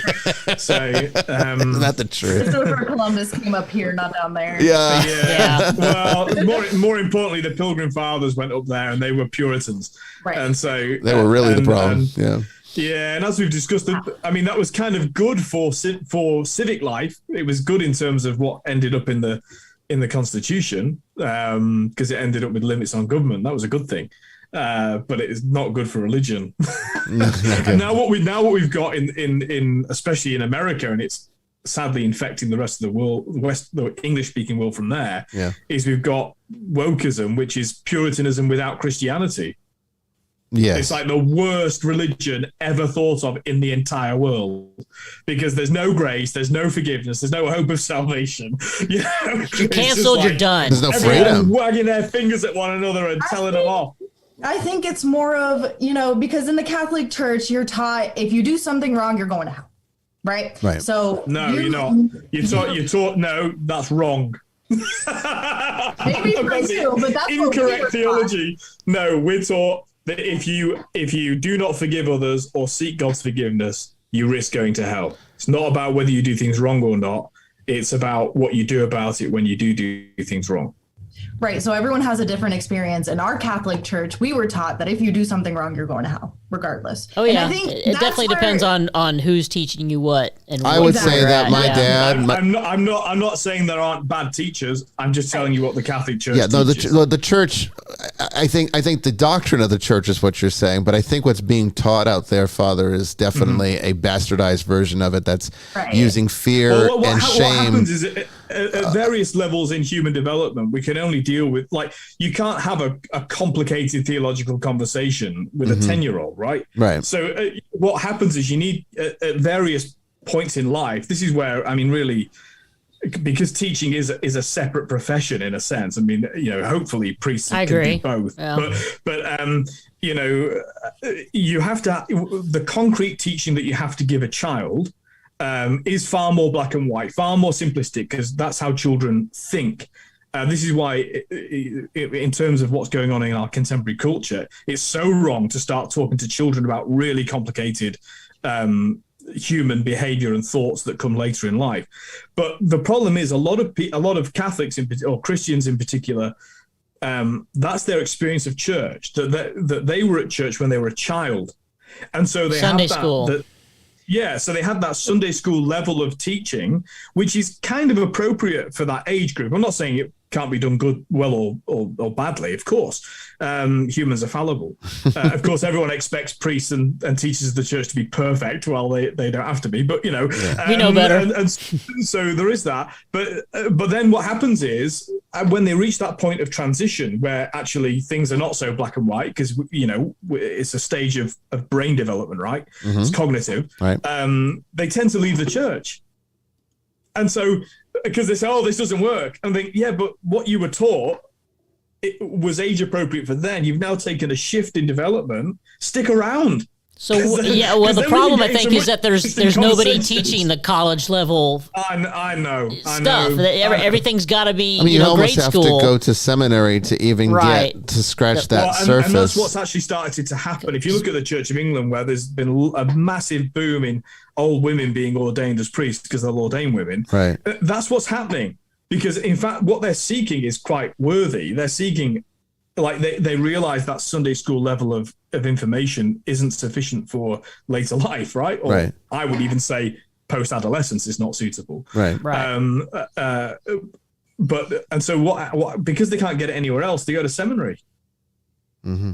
And so, that's the sort of cycle we're in. And so I hear a lot of the time people tell me about what the Catholic Church teaches. And of course, it's not what it really teaches, but it is what it teaches at Sunday school level. It's what almost everybody is exposed to. And that's where they've stayed. Right. Well, I mean, you weren't raised Catholic, no, Jamie. I was raised Protestant. And you had a very similar kind of erroneous upbringing as far as your understanding of what heaven and hell was and how you end up. Right, very vanilla, very black and white. Yeah. And this was a Protestant church founded by Swedes in West Central Illinois, and it was a good church. I mean, I was born and raised there, baptized there as a baby, but it was so vanilla. And when you got older into high school, and you had your first communion, and the teachings just stayed vanilla. None of the deeper truths were ever taught. And it honestly wasn't until I went to a Baptist church where I started to get a little bit more. Where I started to get a little bit more of the deeper, I know Father Chris would like that. Things. And I went to a Baptist church all the way through high school. And then when I went off to the military, I kind of strayed away and then went through several different spiritual experiences. Shamanism being the major influence on some of my growth. Yeah. But yeah, it's systemic. There's no one teaching the deeper knowledge. So all we have is, first through fourth grade Sunday school knowledge. The culture's part of it because, back in the 50s and 60s, you had Fulton Sheen on television on prime time. Yeah. And he was actually teaching next level ways of thinking, within a Catholic framework. But the entire institution has moved away. And therefore, the avenues. I have these conversations with people all the time. Of course, I do because I'm a priest. Right. But that's on a one-on-one level. There's no way they'd put me on primetime TV in Australia to talk about these things. It just won't happen. It's not part of our culture anymore. Right. And so because people have taken so much out of Catholicism and just turned it into a whole shit, especially over here in America. People use Catholicism or Christianity to basically tell people what they're doing is correct. So there's some white lady yelling at a black dude and she's saying it's because he's not Christ-like. Like, that's what we're seeing. That's what millennials, Gen Z, the younger generation, that's why we're all trying to find. Yeah, but that's because the education problem is not restricted to the church. I'm so aware of that you've got this system where nobody knows how to disagree anymore. I'm perfectly capable of disagreeing with you on really fundamental things without falling out with you. Right. Like, it's just, it's not about who you are as a person. I mean, you're created in the image, not you in particular, anybody you're arguing with. We've forgotten how to have healthy debates. I got you. Yeah, we've forgotten how to have healthy. In the image and likeness right. of God, and therefore of equal worth as any other human being on earth. Doesn't mean all ideas are equal, and it doesn't mean I have to affirm all ideas. And so because we've lost that capability, it's very, very difficult to speak about spiritual, what I believe to be the ultimate spiritual truths, because people are so, like, their philosophy is so poorly formed in the first place.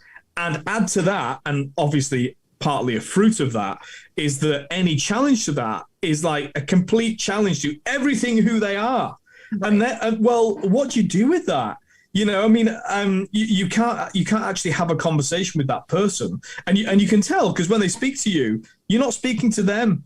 You're speaking to all these ideas that are sort of agglomerated on this person. This can happen, of course, with Catholics too. I'm not, of course, in fact, it probably came from there. But yeah, you just think, this isn't a real conversation I'm having with a real person. And therefore it's impossible to grow, because if you go into every interaction thinking, I don't know a lot, but what I know is absolutely, this is all there is, and no one can challenge that. Yeah. You can't possibly develop as a human being. Forget about, trying to understand God's will for your life. I mean, and actually, I'll stop after this. I've said far too much. But Bishop Bryan, because you talked about safety, and I think don't get me wrong, in terms of the child abuse crisis, I'm not engaging with that. I mean, I am going to engage with it. It's evil and wrong and sick, and so, and anyone that's engaged in that should go to jail, and he's seriously threatening their immortal soul. Leaving that to one side, so yes, that safety, yes. But that has actually led to a different kind of safety, which is a bad safety, which is the idea that you can't be challenged, you can't have your mind blown, that we actually fall in love with God, and to fall means to actually let go, and it's risky. And so the spiritual life is not safe, and it's not supposed to be safe. Yeah, I was going to say, it's not meant to be. You're supposed to be taking a sacrificial risk for the sake of loving God and loving neighbor. And if that means that, that we get damaged, and we get damaged along the way, right. Full stop, no way out of that. And you're not supposed to pray to God to say, don't let me get affected by life. No. Oh, right. No, because, just help me navigate through life. Taking up one's cross and following Jesus is not safe in that respect. That is true. And so, yes, if one is living the Christian life correctly, there is an inherent risk in the Christian life to one's mortality, and that, but not to one's immortality, I would not say. Whereas there are occult risks to one's immortality if one is not skillful in using things that are not of what would be considered approved liturgical use. So I would say that, yes, being a good Christian, or at least striving to be the best Christian one can be, there is inherent mortal risk to that. One's life is going to be utilized in any way that is necessary by the will of God to promote that realization, to produce that intimacy, and to lead to salvation. And that is sometimes very painful and uncomfortable. That's not the kind of safety. On a really basic level, it's the worst thing that somebody could say to me when I, running a parish church. The worst thing that someone can say to me on the way out is "nice sermon." Like, I'm like, hey dude, that was cool. No, I'm not attacking the people that say that. They mean what they mean is, we like you, I give a pass because honestly, because we stream the church, and people can't participate in the sacraments physically. So clearly, the highlight of the live stream is my sermon. So I can understand why people are tuning in, because that's what they want to see, because that's the part that they can at least take home with them. I much prefer it. And there are some brave people, some brave souls out there that will come out and say, I don't agree with you about X. Okay? I'd much rather have that conversation. Mm-hmm. Right. Actually, sometimes they might. And also, by the way, my mind is open to the fact they might be right. Right. Okay. So it's not that I'm not there as God Almighty himself. handing down the 10 commandments for people to chip into stone. You know, I'm sure? I'm just browsing. I'm saying something that I think is something which is worthy of contemplation, you know, right. and it shows that somebody's engaged with it if they say, I think that's a load of garbage. And then, because the other thing it does is it actually opens up the idea. I mean, don't get me wrong, if you just go, that's a load of rubbish, and then walk off without having a conversation, well, I actually think I've probably done my job, because something's been pricked in them that probably needed to be pricked, you know. But it actually, having the conversation is brilliant, you know, and it's far better for the clergy. I mean, you know, look, to a certain extent, with no feedback, you just give a sermon, someone goes out, you know, great for them. I don't get that much out of it, you know. Much better if somebody comes back or says, you know, I like what you said about this, but what do you think about that? And then all of a sudden now I'm learning too. Right. Stimulate that brain activity and have a conversation. Yeah. So, you know, that's just, and that's why I think, yes, safe in terms of, you know, you shouldn't be assaulted at church. You should, you know, all of that, you know, safe in terms of, yeah. I think that, and that's, I mean, that should have been a given expectation. Sadly, it clearly wasn't. So that does need to be dealt with. But I think the risk has been, and certainly here, so far the other way, that now everything's so concentrated on, well, not getting sued, you know, and that's a really sad, like, if that's it, like, seriously, you know, everything's so safe now. It's safe from the Holy Spirit. and that's my real concern, is that it needs to be, safe in terms of your personal, you know, bodily autonomy. I mean, absolutely, but not safe for your mind. Well, we have a sort of a canon of the Holy Nicholean Catholic Church that if any if we had extended clergy, if we ever decide to have extended clergy again, if there's a person that violates the sanctity of that relationship by committing an act of sex abuse, well, I mean, we're going to have. Gone. Oh, I mean, they'll be lucky. They'll be lucky if they make it out of the church alive once I get in there. I mean, honestly, we're going to need Jamie Wolf to pull the person off of me, because. Hey, just call me. I'm down to make another hex jar. Hey, you know what? I will.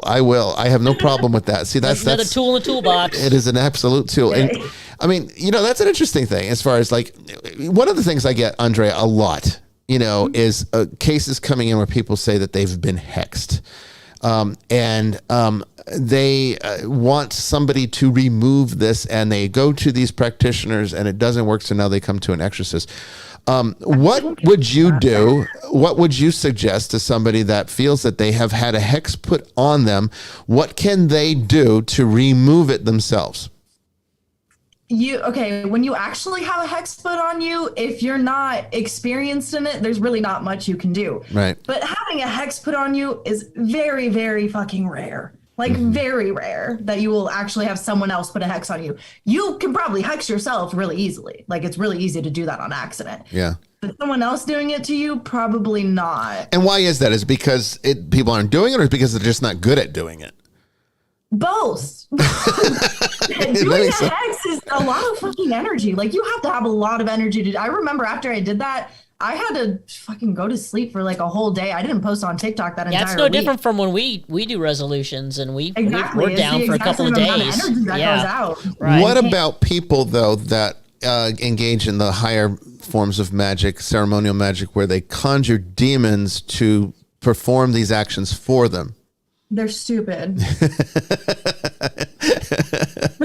That's it. Why the fuck would you do that? There's so many other ways to go about the situation. Like, you can make an egregore. An egregore is basically like a spirit that you make up in your brain. Right. And then you can have that. That's actually prolific. Yeah. Right. Exactly. Like, why would you bring a demon for absolutely no reason, unless you're like into that shit? But then you did it to yourself. So I mean, it's your fault. To be honest, I mean, because I mean, I'm sure it's the same for Jamie and Bishop Bryan. Yeah. We're in a kind of public ministry, so people, I mean, even on a local level, without doing these shows and what have you, people know who we are. I expect people to try and throw that crap on me, to be honest, because the devil hates priests, and so. But I don't stay up at night worrying about it. There are things we can, the ordinary things He really hates independent priests, by the way, because we're like loose cannons. That's right. Well, it's much when you have a centralized church, it's an easier target for the devil. Right? Absolutely, because he's only got to get into the magisterium and everything's sorted. So, so and he can use the I guess the slow progress against the entire process. So it takes forever to get anything done. That red tape becomes a wonderful tool of the devil. Red tape is the tool of the devil. Yeah. In civic life and in the church. Yeah. And that's why I say, like, unfortunately, because of the history of abuse. Yeah. Actually, some red tape has been needed, right? Right. And but it's a tragic result, because that's also a tool of the devil to frustrate ministry. We all know that. So, but at the moment, it's just one we've got to take. And obviously, as you've heard, we all take it very seriously. But no, I don't stay up at night worrying about people that have hexed me. I've also pissed some people off in my life, You're not doing your job unless you're pissing people off. Well, and some of it unjustified and some of it justified. I'm no saint. And not yet anyway. That was the prayer of St. Augustine, wasn't it? Make me a saint, but not yet. But I was a copper for 10 years. I've dealt with some pretty wicked and evil people, and I'm sure they wished ill on me, but I don't stay up at night worrying about it. No. What I do is I pray. I ask for God's protection. I make sure I make use of the sacrament of reconciliation. I receive the Eucharist on a regular basis. Granted, it's easier for me. Yes, I'm a priest. I can celebrate Mass whenever I like. But, these things are open to most people. And so, that kind of engagement, that means I don't worry about it, and like I say, my assumption is that this stuff gets thrown at me by other people, but I don't worry about it. I mean, it's more about preventative magic rather than like getting rid of something. So if you do your protections before you start whatever ritual, spell, witchcraft, whatever the fuck you're doing, if you do your protection before it, you should be good to go. If you don't do your protection, then you kind of ask for it, man. What protections would you... My sister consulted a medium once about me. I think it was my sister. And I remember this, the What's medium... the deal with my brother? Right. The medium said to her, it might not have been my sister, because she watches this show, so she'll correct me. And God love her, she's wonderful. But there was a time when, it was a big part of our family's life. And she consulted a medium about me, and the medium said, I can't see your brother because he's surrounded by light. All I can tell you is he's okay. Yeah. Now, I would say that is the result of the life of faith, not me, not my virtuosity, not at all. Actually, but the grace of God, despite my sinful nature, because I confess and because I, seek God's will for my life, that God was basically saying, this one's mine. Right. And if you're don't worry about it. If you're going to go like into the witchcraft side of that, because I know they were asking like... I'm interested in your... Yeah. So it's basically the same thing, except for we don't pray to a God. We can pray to a God. We can pray to the universe. We can pray to the spirits, the earth. Well, and then neo-paganism is sometimes very much associated with that path too. So you have that exactly. as well. Yeah. Whatever you pray to, you're basically going to ask them to surround you in a white light. And I tell everybody this, the easiest is to do it in the shower, because when the water's coming down, you can envision the water coming out as a white light surrounding you, and that would be your protection. Mm-hmm. So. Yeah.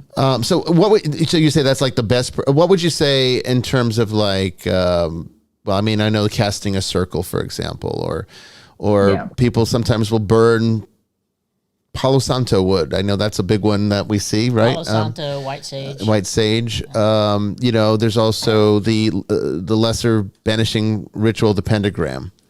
Do you think there's...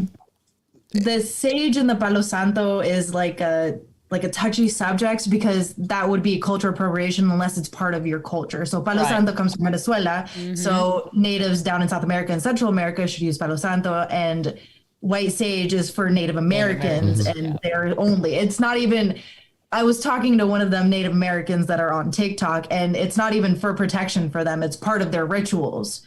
It's not a protection herb.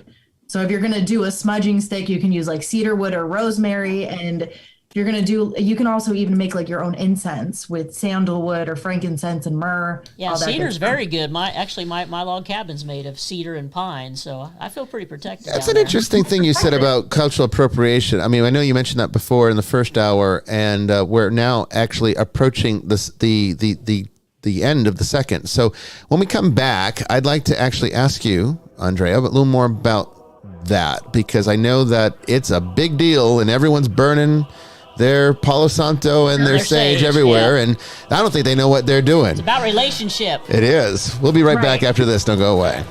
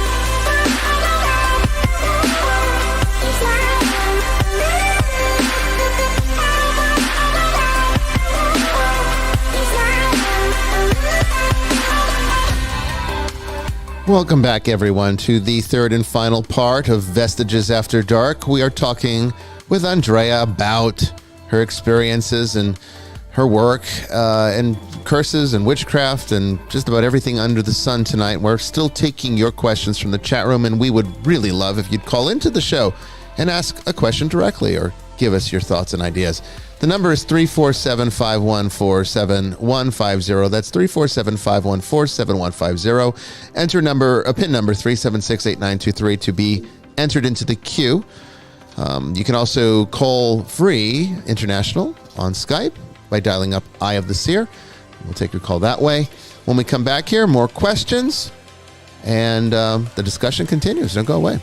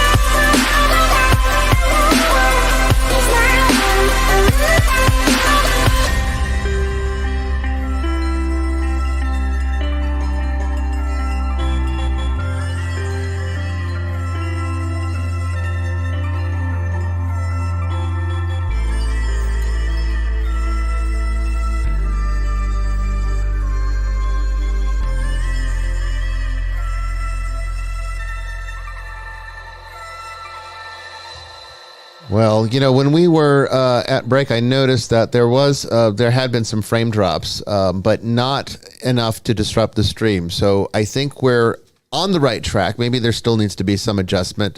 Maybe it has to do with the fact that we're not simulcasting. I don't know.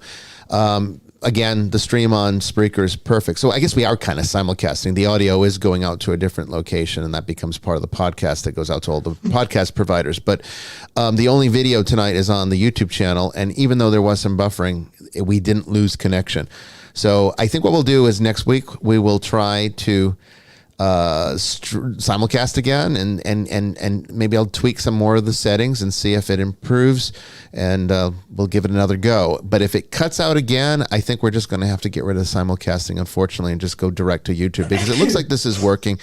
And bless you, whoever that was. It was Father Chris. Sorry about that. Yeah. Wipe off your microphone there. But yeah, I mean, I think what we'll do is we'll just see if that works, and hopefully that will, at least you guys will have video. I know a lot of that, you find that important, but I will say still to this day, the vast majority listen on the podcast audio only versions. They don't really tune into the YouTube version. The YouTube version is the smallest audience, ironically. Okay, so during the last segment, we had some more questions about the case that Andrea presented in the first hour. So what's that question that you saw? Yeah, this was from earlier, but it is important to discuss. Brandon was asking, in this case, was this found to be a fallen angel or a created angel? It was actually both. I meant to say demon, not angel. Yeah, it was actually both. It was an interesting situation with Andrea's mother, because what we first encountered and you remember I mentioned that we did some minor exorcisms to stabilize her before we had scheduled and did the preparations for the solemn exorcism that came several weeks later. And in those first exorcisms, those minor ones, what exposed itself was essentially had all of the rudimentary characteristics of a created demon, which is very consistent with Andrea's mom's suspicion that she had been that a curse had been put on her by someone. Because how that works, okay, and Andrea, you kind of touched on it with egregores, but a thought form, a tulpa, an egregore, these are all things that can be manifested out of a person's intention. Sometimes it can be done accidentally, but in the case of a curse or then what you're really doing is you're conjuring something, you're creating something out of occult forces, and then directing that. You're creating it, instilling it with malevolence, and then sending it out to do your bidding. It takes a very skilled practitioner to do that. And I know in Central and South America, it is very possible for the right sum to hire a sorcerer that can do this, a bokor perhaps, or someone that knows how to conjure such a thing and create what is for all intents and purposes a demonic attachment. This is what I feel was the initial problem, but you can't send a fallen angel to go and attack someone. That's not how interactions with demons work. Okay. Fallen angels don't get into that. All right. People like to think they do. Yeah, exactly. Right. Exactly. So how do we get to the point where you have this identified, created demon thought form as a result of this curse? And then now in the solemn exorcism, something much more malevolent appearing to us as which was absolutely a fallen angel, no question about it. It even identified itself as Lucifer. So that is one of the names that a fallen angel will give. It's one of the characteristics of these orders of demons. You have the choirs of angels. Well, in demons, you have the orders of demons, and Lucifer is one of those orders. Okay, so how did that happen? What this is what we see sometimes. Okay. And this is Andrea's mother was a perfect example of this type of situation. What happens is a person becomes vulnerable to the attacks of the curse. Okay. So curses are number one factor. There's two major factors in risk for demonic obsession, possession, and oppression. There's two major factors. The first, child sexual abuse, and the second is curses. Those are the two biggest ones. And is it because that these are ways of conjuring demons and putting them into a person's life? No. It's because these create spiritual vulnerabilities that are sometimes irrevocable if the person is just fragile enough. And what ends up happening is that weakness now becomes an opportunity for something really serious to now come in. And because Andrea's mom I guess she's not practicing right now from what I understand, but she was a very devout Catholic, a wonderful target for a fallen angel because, what's the point of going after people that are already lost, right? You want to, if you're a fallen angel, your goal is to destroy people's opportunity for salvation. You're not going to try to go after people that are already damned. So this is a perfect opportunity to come in and hide beneath or underneath the appearance of the thought form. And that way the exorcist can sometimes, if they're not experienced, get the wrong one. Or think that they got the one, and now they're like, "Oh, it's mental illness. It's got to be." It's never one and done. It can't be. And that's always the thing you have to do is you have to look for the signs of release. Now, an exorcist knows how to do that. Very few people, if anyone else other than a trained exorcist, can know how to look for the signs of release. But the signs of release are essential, and if they're not all present, then you don't stop. You don't stop. You keep going and you keep scheduling and you keep working with it. And then, of course, you keep providing the sacraments as long as they're able to take them. Now, if they're not able to take them, Andrea's mom had a very hard time taking the Eucharist. Very, very hard time. She could come up and she could open her mouth and she could receive the host, but then she would immediately go completely rigid after that and fall into one of those stupors. And then we'd have to deploy exorcism to get her out of it again. But I didn't care because she got the grace of Christ. So it was still there. And that helped. That helped a lot in that particular situation. But this is how complex these situations can go because it's never just one thing. It's always a combination of factors. And demons love to hide under the appearance of something else. Mental illness is the most perfect cover, particularly in the secular world where people are not spiritual. They don't think about spiritual things. They don't believe in spiritual things.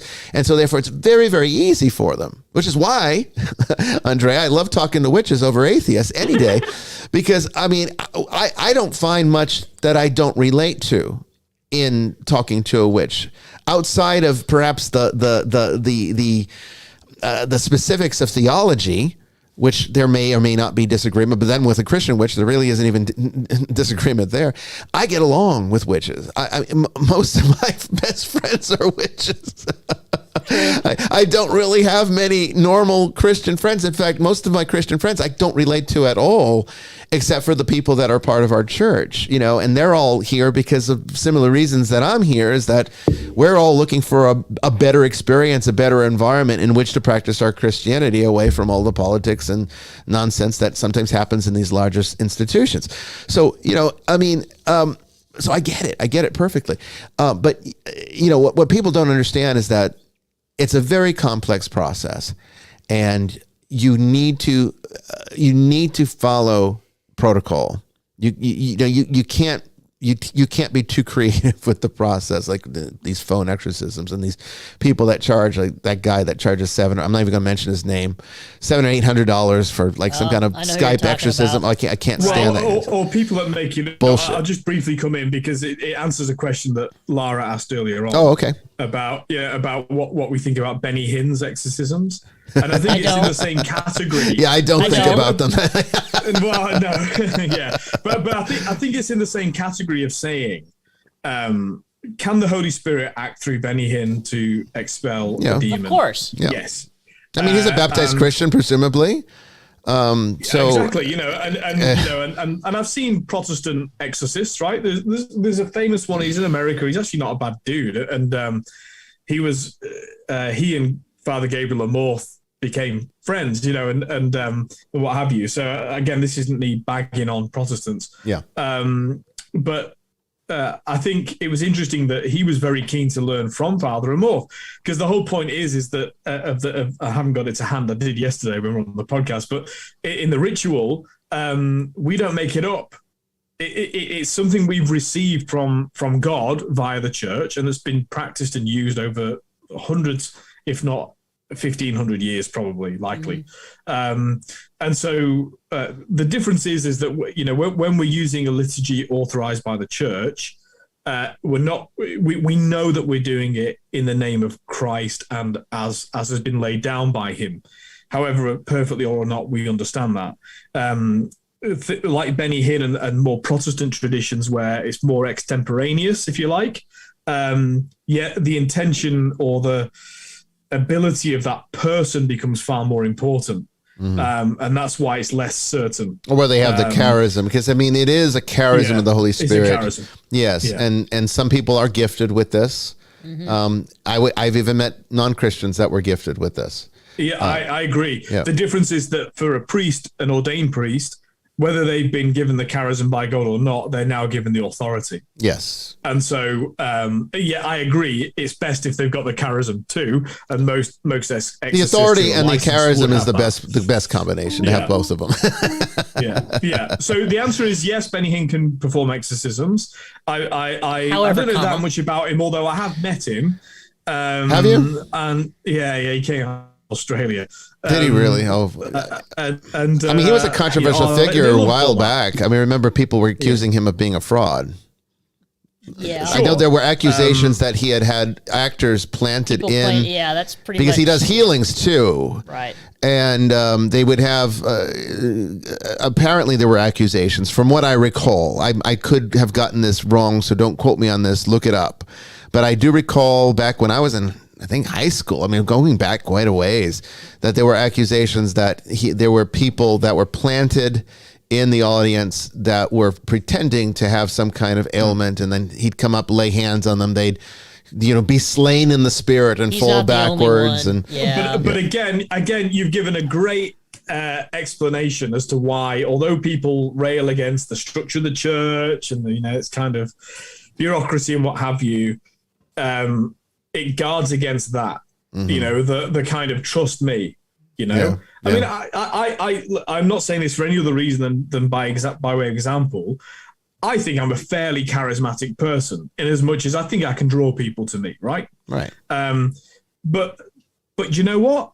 That is not a responsible use. If I just think, well, I can make myself famous or rich, or even if I do it altruistically, I want lots of people to be saved, and but it'll all be thanks to Chris Yates' ministry.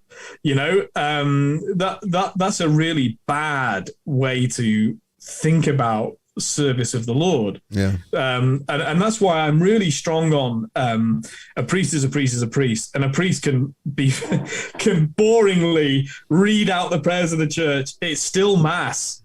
Yes, it's great if you can get some kind of personal inspiration or whatever it may be from a priest celebrating mass, but the bottom line is you're there in obedience to Christ, even if you don't like the clergyman, and even if that clergyman is an horrific sinner, which we all are. The only ones that don't think we are the ones that are even worse sinners. And so even if they're a terrible person, that's mass. And so and the body and blood of Christ is present. So this is the difference between a kind of traditional understanding of the church, which comes out through Catholicism, through Orthodoxy, and a more Protestant leaning or charismatic view of the church, which says it's about a particular gifted person. Right. And I think, out of the two, you're much safer with a boring priest than you are with a charismatic, self-appointed person, Well, I mean, it's like, in theory, a witch doctor could perform surgery, but you're probably better off going to a surgeon. You know, I mean, Right. it's kind of like that. It's like, you know, You're probably better off going to a barber. This kind of That's the origin of surgery. this kind of There you go. segues our way into what we were talking about before the break. Was the cultural appropriation? yes, that's what I wanted to get back to. Yeah. Of like Thank Palo you for reminding Santo me. and white sage. Who So- should use it? Who should not? And what it's actually for? So Andrea, yeah, in line with what she just asked, if I could just also add to that, everybody, and I mean everybody that I know is using sage. It's because it's on TV. It's in these paranormal shows. I mean, I use it. You know, and I've said, people have asked me, you know, how to use it or if I should, and is this going to work? And I'm saying, if you have a relationship to the spirit that governs that element, then by all means, as long as you've been instructed by that spirit in its use, then use it for what it is there to use. But if you haven't, you shouldn't touch the stuff. And that's how I differentiate. Because yes, you can get into the cultural appropriation aspect of it, but from first-hand Every experience, culture is appropriated from every other culture. I know. too, though. It's Yeah. such a garbage concept. well, yeah. I mean, it's kind of hard because we live in a global society, so obviously we're going to be influenced by everybody. True. However, everyone's going to be influenced by everyone else. But outside of that, these spirits will reach out. They don't necessarily care about the culture that actually No, that's a holds them. construct of us. That's one of our constructs, not necessarily the constructs of the spirit. So, like, for example, I've had two major experiences in my life that were not Christian, two major mystical experiences that came about in sometimes my most Christian of days. Okay, so it wasn't like I was deviating or searching for something. It wasn't like it was an excuse to move on. I was very comfortable and confident in my faith and my relationship to God. Everything was good. And then I had these two profound experiences. One was I had a vision of Hecate. She came to me. It's not bad. Not bad, Bishop. And it came to me several times over the course of a month. And I mean, you would think that here I am, this Christian seminarian. I would think it's the Virgin Mary or something, but no, I distinctly knew who I was looking at, and I didn't know anything about Hecate back then. I mean, she revealed herself to me, and I knew in that exchange who it was, and it was this this entity, and that was number one. And then the second was Papa Legba Oh yeah, you told me about from those. the Voodoo. And I had no relationship to the Loa. There's no one in my family that practiced Voodoo. I don't, to my knowledge, have any black ancestors or African ancestry or Afro-Caribbean ancestry in my line. I don't believe I do. If I do, it goes way, way back beyond any kind of familial memory. So there would be no reason. Just like Elizabeth Warren. There would be no reason culturally for the Loa to reach out to me and try to have a relationship. And the most interesting thing about this, okay, is that the relationship with Papa Legba, the interaction with Papa Legba became so intense that he would even show up as a physical person and interact with me as a physical individual, not in a spiritual vision kind of way, but as someone that would just bump into you at the supermarket and wink at you or give you something to take back and do something. I would not be okay. You would not be okay with that? People wink at me all the time. No, thank you. And I mean, I wink a lot, actually. I've been told about that. I do wink, but I don't mean anything. I'm generally, it's only because I'm joking. I'm like, you'll wink and try to like, I get it. But I mean, my thing is, these are experiences, profound experiences, life-changing experiences that I had that brought me into a world I didn't even know existed. You know, this is kind of what shaped me into the person that I am today. And it's part of the reason why I'm very good at what I do, because I have a relationship with lots of different spirits from lots of different cultures. But the difference is I didn't go and pick and choose and buy a book from the New Age bookstore and take that home and start reading this and saying like, oh, I'm going to practice voodoo now. I was reached out to by those who govern these forces and asked to become part of their world. That's different. So I think that there is a caveat to cultural appropriation, is that sometimes when the spirits come to you, well, then, you know, you should at least listen to what they have to say. It's not a black and white. But I don't think you have another choice. You kind of have to listen to what they have to say. You kind of have to, right? And it's been a very beneficial experience. And maybe one day I'll do a show that talks about this, because I mean, I'm sure it can sound fantastical or even crazy to people that are not familiar with what that is, or even if that kind of thing is possible, which I can assure you it is. And I'm quite a sane man. I can assure you of that as well. But you know, but I can't claim the same. You can't claim the same. I know, I'm cray. It's okay. I don't think any of us can claim that right now. I'm no liar. I mean, honestly, in a world of crazy people, you know, I mean, I'll take this lot. Is anyone saying, you know, I mean, I don't know, it's different levels of craziness. But I can recommend, this is just a little bit of frankincense, this is incense. So this came from the church.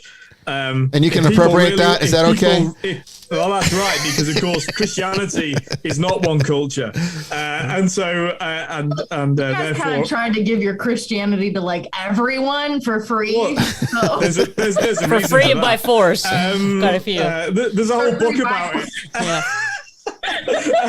But you know, but I would recommend, if you really want to burn something to improve the spiritual environment where you are, get some of this, put it on a hot coal, and make the sign of the cross over it once you put it on, and say, may thou be blessed by he in whose name thou shalt be burned, you know, and then wave that around your house. For me, a far better thing to do than burning sage because you saw it on the telly. Yeah, well, see, sage also, sage, yeah. I tell people about sage, and I want to hear what Andrea has to say about this, because we never really actually got to her answer. You know, the sage is like bleach. It's like spiritual bleach. It's like the ultimate spiritual neutralizer if you don't know what you're doing with it.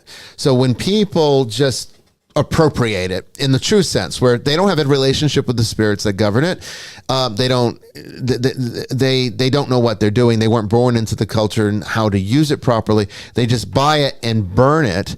What that's going to do is, it does have an effect, but it's going to neutralize everything. It removes the positive as well as the negative out of your house. So if you had your house blessed by me, and you go and you start burning sage and you don't know what you're doing with it, you're going to remove that blessing as well. It just neutralizes the environment. And then as soon as you do that, without knowing how to replace it with energetically something that is actually positive and useful, then anything can come back in. And sometimes it's a lot worse than what you were trying to get rid of. That's the danger of appropriation outside of the politically correct connotation. But Andrea, what would you like to add to all that? So I'm not going to talk about cultural appropriation like specifically, because honestly, I don't know shit about it. I'm not going to talk about something that I don't know anything about. Right. That's just not what I'm going to do. Yeah. But for sage and Palo Santo specifically, they're already endangered. So you see the sage and the Palo Santo at Walmart, true, yeah. at Especially the Palo at Santo, Publix. Who the fuck was selling it? I think Victoria's Secret. One of those companies started selling it too. Oh yeah, because it's cool. And they're not harvesting them correctly, so it's becoming more and more endangered. And the people that actually use it, that like you were called to use it, or anyone else that uses it, they're not going to be able to, because you're killing all of the plants. Mm-hmm. Like, hello. Yeah. So that's the thing with Palo Santo and sage. Well, my thing anyway. Mm-hmm. Yeah. For everything else, you might have to ask the people that actually practice that. You know? Use it, I mean, frankincense, the tree that frankincense comes from, is also at risk. Yeah. Really? Because it doesn't just grow anywhere. And I'm buying frankincense. No. I mean, obviously, the frankincense market is well and truly established. Yeah, we need sustainable spiritual products. Right. but I would encourage anybody listening, because there's people listening all over the world, get hold of it and grow it if you can, because it takes years to grow. It's a really slow growing tree. And so get planting it. You know, it's I can't remember the Latin name of the plant, but you'll Google it. Frankincense will come up. Yeah, it's in there. I can't pronounce it. Because we can grow it where I live here, so I intend to plant as many as I can. Oh, nice. Because it's the right temperature here. You know, you can't have a frost. If you're in California, you could grow it. Well, I mean, that's the problem. You are in Georgia. I can't grow anything in general. Everything I touch dies. Well, I'm not sure it would work. And you work with herbs, Andrea? I mean, what's up with that? I'm not sure it would work here in Georgia. Like, how did you make me an herbal witch, but I can't grow anything? I'm not sure anything would grow here in Georgia because the damn clay. It's red Georgia clay. It really makes it very Florida, hard. The sun's always out over here. It's like 80 degrees outside right now, and nothing's growing. Nothing grows. And I must say thanks, Marina. She's just put, because I couldn't remember off the top of my head. It's Boswellia sacra. Yeah, see, that's the name of it. Pronounce Boswellia that. sacra. But there's no way I was going to pronounce it, so I'm not even going to attempt to. Leave it to Marina to know. I've got a funny story about this because there was in the 19th century, end of the 19th century, I think it was, the Oxford movement took place. These were Church of England priests that were trying to, reunify with Rome, right? They were trying to stress their Catholicism. And so they went to Rome and they got an audience with the Pope. I think it was Pius X. I might be wrong about that, but I think it was Pius X. It would be the 20th century. And they asked for his blessing. And he was told, these are Church of England priests, they've asked for your blessing. And he gave the Latin blessing, which is made over the incense, which says, may thou be blessed by he in whose honor thou shalt be burned. See, the Eastern Church, the not having a sense of humor. The Eastern Church is such a much more simple way. It's just you do the sign of the cross, but it's blessed is our God, always, now, and ever, even unto ages of ages. Amen. Nice and simple. And you do this with your fingers. Yeah. It's the nice. I like it. Yeah. Well, because see, because what it is that you've got the Father, Son, and Holy Spirit. So these three fingers represent the Trinity, and these two fingers are the two natures, the human nature and the divine nature of Christ. So it's really it's got a powerful symbology associated with it. Mm-hmm. Yeah. Symbology the millennials took that a whole different direction. I'm so sorry. And when they do it in the Eastern Church, they also do with the sign of the cross. It's kind of the inversion where you do these three fingers together, and then these two fingers go in for the same reasons. Yeah. Got a question about candles. Okay, let's hear it. From Not Sure. What about candles used in magic or prayers, color and dressing and blessings? Thank you. What the different colors mean? Okay. Well, we know that color is vibration, right? And vibration is what you're changing when you're performing spells. It's not really. You say it's not witchcraft, but it's really not witchcraft. It's energy work. It's color theory for sure. It's color theory. Yeah. Right. Yeah. So what do they mean? What do the different colors mean? Do I look like an encyclopedia? do you use I've seen you on your TikTok use candles, but do you use specific colors? Well, we know red is for love spells, right? Usually, yeah. Kind of. It can also be for like banishing and anger. Well, and then you have pink, which is definitely for love. Pink is for love, and red is for like lust or the darker side, right? The darker stuff that you have to do with, Right. Yeah. And then you have like yellow. It could be for peace or happiness. You can also use it for solar magic. You have white. That's the all-purpose candle. And blue for healing, right? Getting rid of shitty energy, you use black or gray. Yeah. Silver can be used for divination. Gold can be used for abundance, and so can green. There's a bunch of different things. So the one thing, if there are witches listening, this is the book that I use for literally everything. It has every single correspondence for every single herb. Can you hold that up again? What is it called? Yeah, shameless plug. Yeah, here we go. See it. The complete book of correspondences. Oh. By Sandra something. But mark it has... that down? It even does by association too. So if you needed something for grounding, you have grounding. If you need some for grace, you have grace. It's my favorite. It's the only book that I use for everything. My goodness. I mean, I have like a library of like Andrea, thousands of books. take a screenshot of that and send it to me if you don't mind. I got you. I've got like thousands of books in my library, and that's not in there. I'm surprised. I've never seen that book before. Yeah, I'll buy these occult books and tell the bishop about it. He's like, oh yeah, I got that. I'm like, of course you do. I usually have do. like literally every single occult book ever over there and at my house too. They're like half and half because I couldn't fit them all in one place. Yeah. But that's the only book that I will take everywhere with me, no matter what. Yeah. Knowledge is power. It is. Well, it is. I mean, we're working in such a way that's why I don't shun knowledge. I think it needs to be properly with the utilized. Clients we work with too, we don't just work with Catholic clients. Right. We work with people, different religions and cultures. Sometimes we do, yeah. It's good to go in there and you can build a rapport if you have some knowledge. We work with pre-Catholic clients. Yes. Pre-Catholic, they'll convert after. Sometimes we don't always have that. We got a couple. We've had a few that have. For me, but Right. Yeah. We talked a lot about what drives people away from the church. And I think, you made some good points about what that is. And I think it really comes down to what we were talking about earlier.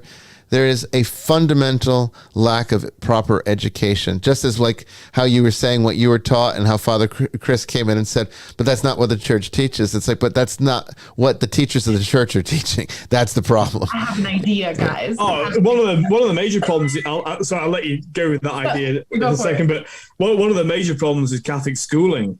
Because people send their kids to Catholic school thinking they'll get a Catholic education, and they don't.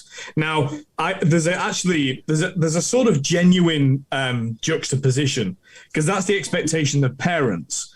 But actually, the teachers would say, no, we teach because we're Catholics. Yeah. So there's actually a fundamental misalignment between those two things, and so. In theory, they mainly have Catholics as teachers in Catholic schools, but they're not teaching Catholicism. No, they're teaching because they're Catholics. And my mom was a CCD teacher. Those things are mismatched. Was she really? Yeah, I remember. Yeah, she was a CCD teacher for years. Yeah. I was in every one of her classes, all of them, and here we are. So what was your idea? I think you guys should do. Okay. So hear me out. Yeah. You know how when you go to apply for citizenship in the U.S., you have to take the test about the history of the U.S. I think you guys should make a test about Catholicism or Christianity, and in order to call yourself a Christian or a Catholic, you need to pass the test. Well, we used to. Well, do it again. It was called catechesis, and in the early church, it would take years. Yeah. And what we've done is we've transformed that into. A my workshop. Grandparents were Catholic. My parents were Catholic. I'm Catholic. Baptized my child. It's if you look at any other tradition, right? Get outside of the church. If you want to be a Jew, okay. So if I want to have my bar mitzvah, then I have to go to classes and be able to read Torah in Hebrew from the scroll with no punctuation. With none of the dots, if you know anything about Hebrew, because that's how they're written, and I have to be able to pronounce that and read it out and understand it by age 13. Okay, right. If I want to be a Muslim, and I'm a man, I mean, obviously, if you're a female Muslim, then obviously you don't need to know anything because your husband will just tell you. We're just hanging out, make babies. We're just whatever. Sorry, that was a bit flippant. I'm talking about extreme versions. But if you want to be a Muslim, then you have to be willing to try to recite.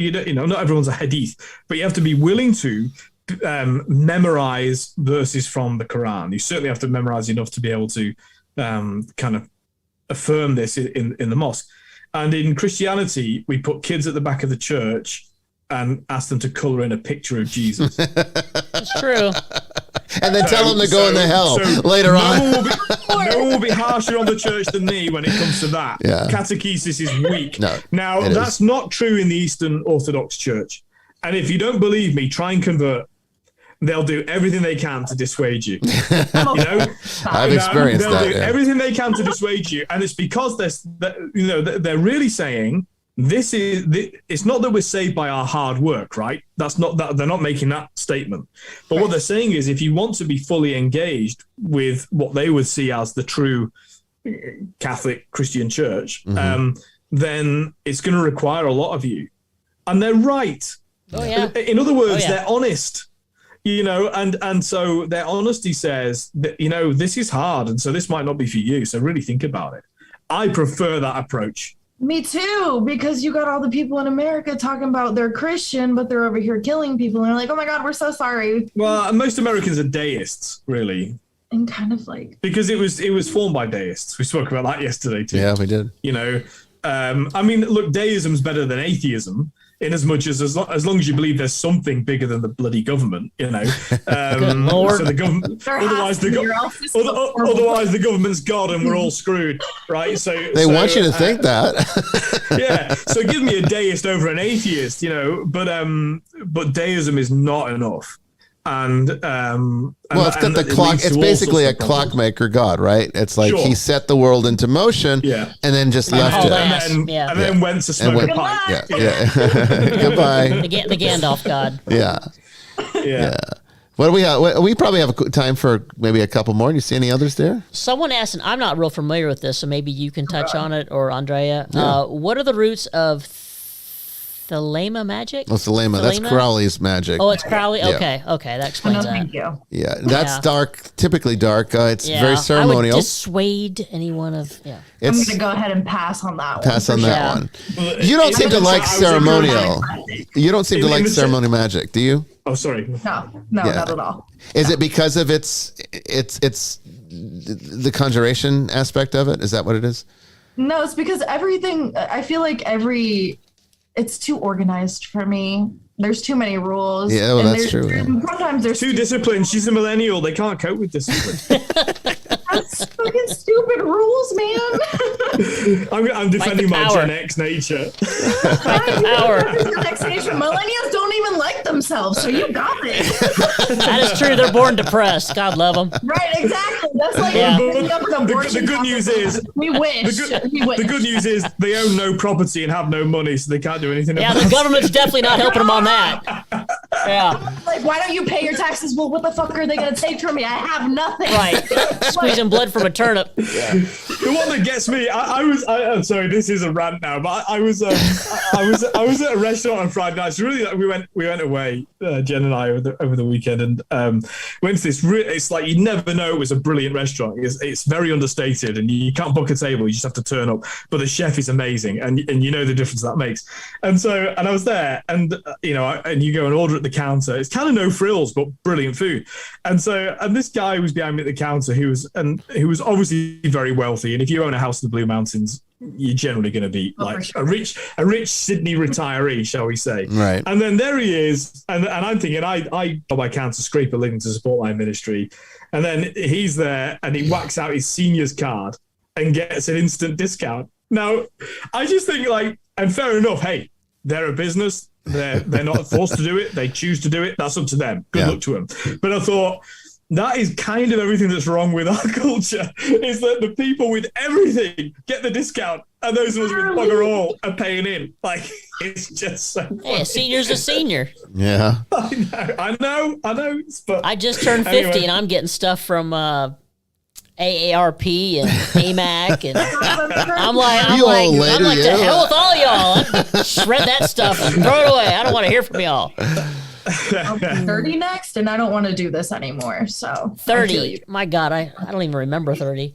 I remember 30. I think 30 is the best age to be. Yeah, it was a good time in my life. I'll admit that. Yeah, that's probably why I don't remember it. So. I actually wouldn't go back to any previous age I've been. I wouldn't either. Actually, that's the thing that would disturb me the most about theosophical New Age versions of reincarnation. I don't want to do it again. I wouldn't want to give up. I try to live my life with as few attachments as possible. Of course, I'm a human being, so I still develop them. You got some. You got a son. You have family. You have there's things that you collect, and you don't want to lose those things. So everybody's got attachments. Maybe not the kind of attachments that would lock me into being stuck if I had an untimely demise. I don't think I have any like that, with the exception of I am attached to my knowledge. I don't want to learn all this stuff again. It was a real struggle to get to the point that I'm at right now. I don't want to have to go through that another lifetime. And that's why I wouldn't go back. Yeah. Yeah, you couldn't go back and know everything you know now. That's it. I mean, if I could take everything I am and continue on with a new body, that would be great. That's how you do it right there. Yeah. No, But no. I've seen enough of everything. I'm okay. Oh, you're just ready to check out. Beat me up. Okay. But see, the thing is that in theory, we would hopefully be able to reincarnate to better worlds where there are other people that have lived enough lifetimes to no longer kill each other and be, greedy bastards. So I would be hopeful that we could at least get to that point if we could keep the knowledge. But if we're losing the knowledge, then no wonder we're all screwed up, right? It's like starting over all over again. I think we are. I mean, We are I a hot think, mess. the risk is in the West. At least This we're isn't on true agreement. everywhere, but the risk is in the West is that we're getting dumber, not smarter. We are getting dumber. And that's what happens. I mean, I know I'm kind of very anti-woke and very open about that. That's you're not